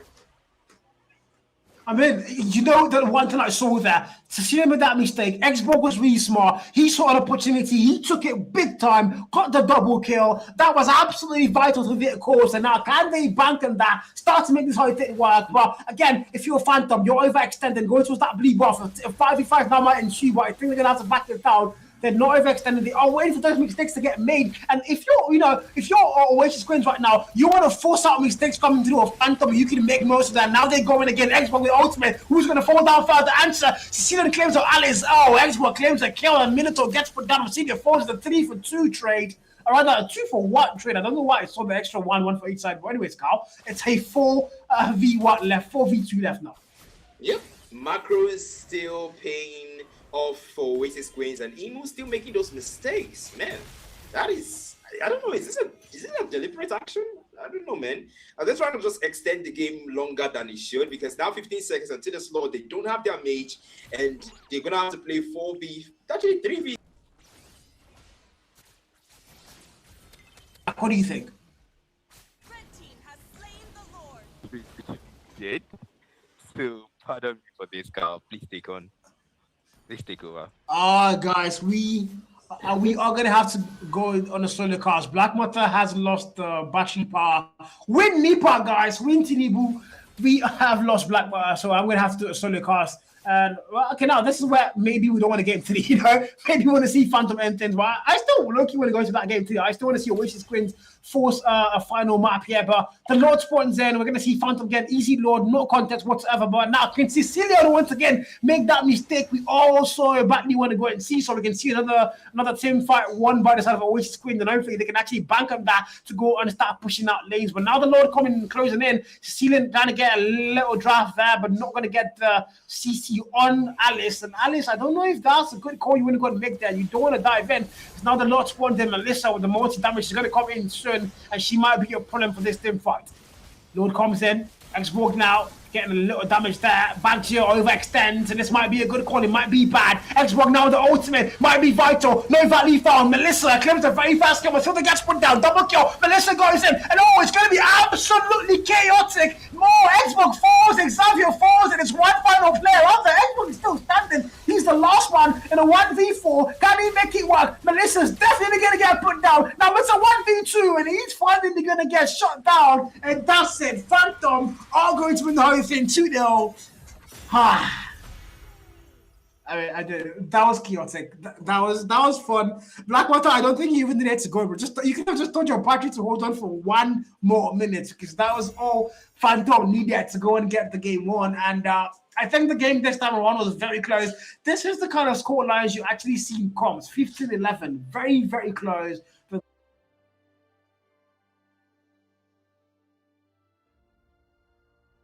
Of the Rising Star event, and I mean, wonderful game, guys. Wonderful game. Big shout out to Mlhub for hosting this event. Big shout out to Black Manta, my co-caster. Fortunately, he had to lag out there due to faction and Nipa doing their thing. But of course, the highlights screen. Thank you, production. The highlights screen from but game 1 and game 2. This is actually still game 2, but I mean, to be very fair, a lot of things happened. In these games. Hayabusa was a major problem. This was the shutdown for for you young and Hayabusa. But I mean, to be fair, the Hayabusa ban did happen in the game too because they learned their lessons, and it was very important. They found a way to make sure the Hayabusa was not a problem. Xbox Small was a problem in this game, but ultimately the Oasis Queens were just not going to be able to make it work. They fought hard, they tried, they made the game, not be like an easy working from what we saw in game one, where it was just like the Phantom side running through them, decimating them on all corners. But this time it was close. They did play defensive literally the whole time, but really smart gameplay from them. This one team fight, I think this was the one team fight where Lancelot altered millions, and you guys would not let him rest. But anyways, though, this has been a wonderful, wonderful day one. And I think we have 5 more days of the event. So if you've liked what you've seen so far, I'm very sure it's only going to get better. We're only going to see better gameplays, better teams, and of course, even better streams. But again, it's been your boy Kyle. Big shout out to the sponsors, big shout out to production, real time production, big shout out to Jared. As we are going to be saying goodbye. I think the highlight screen is still going to be on for you guys, but I'm going to be taking my leave now. So see you guys in game day 2. Goodbye.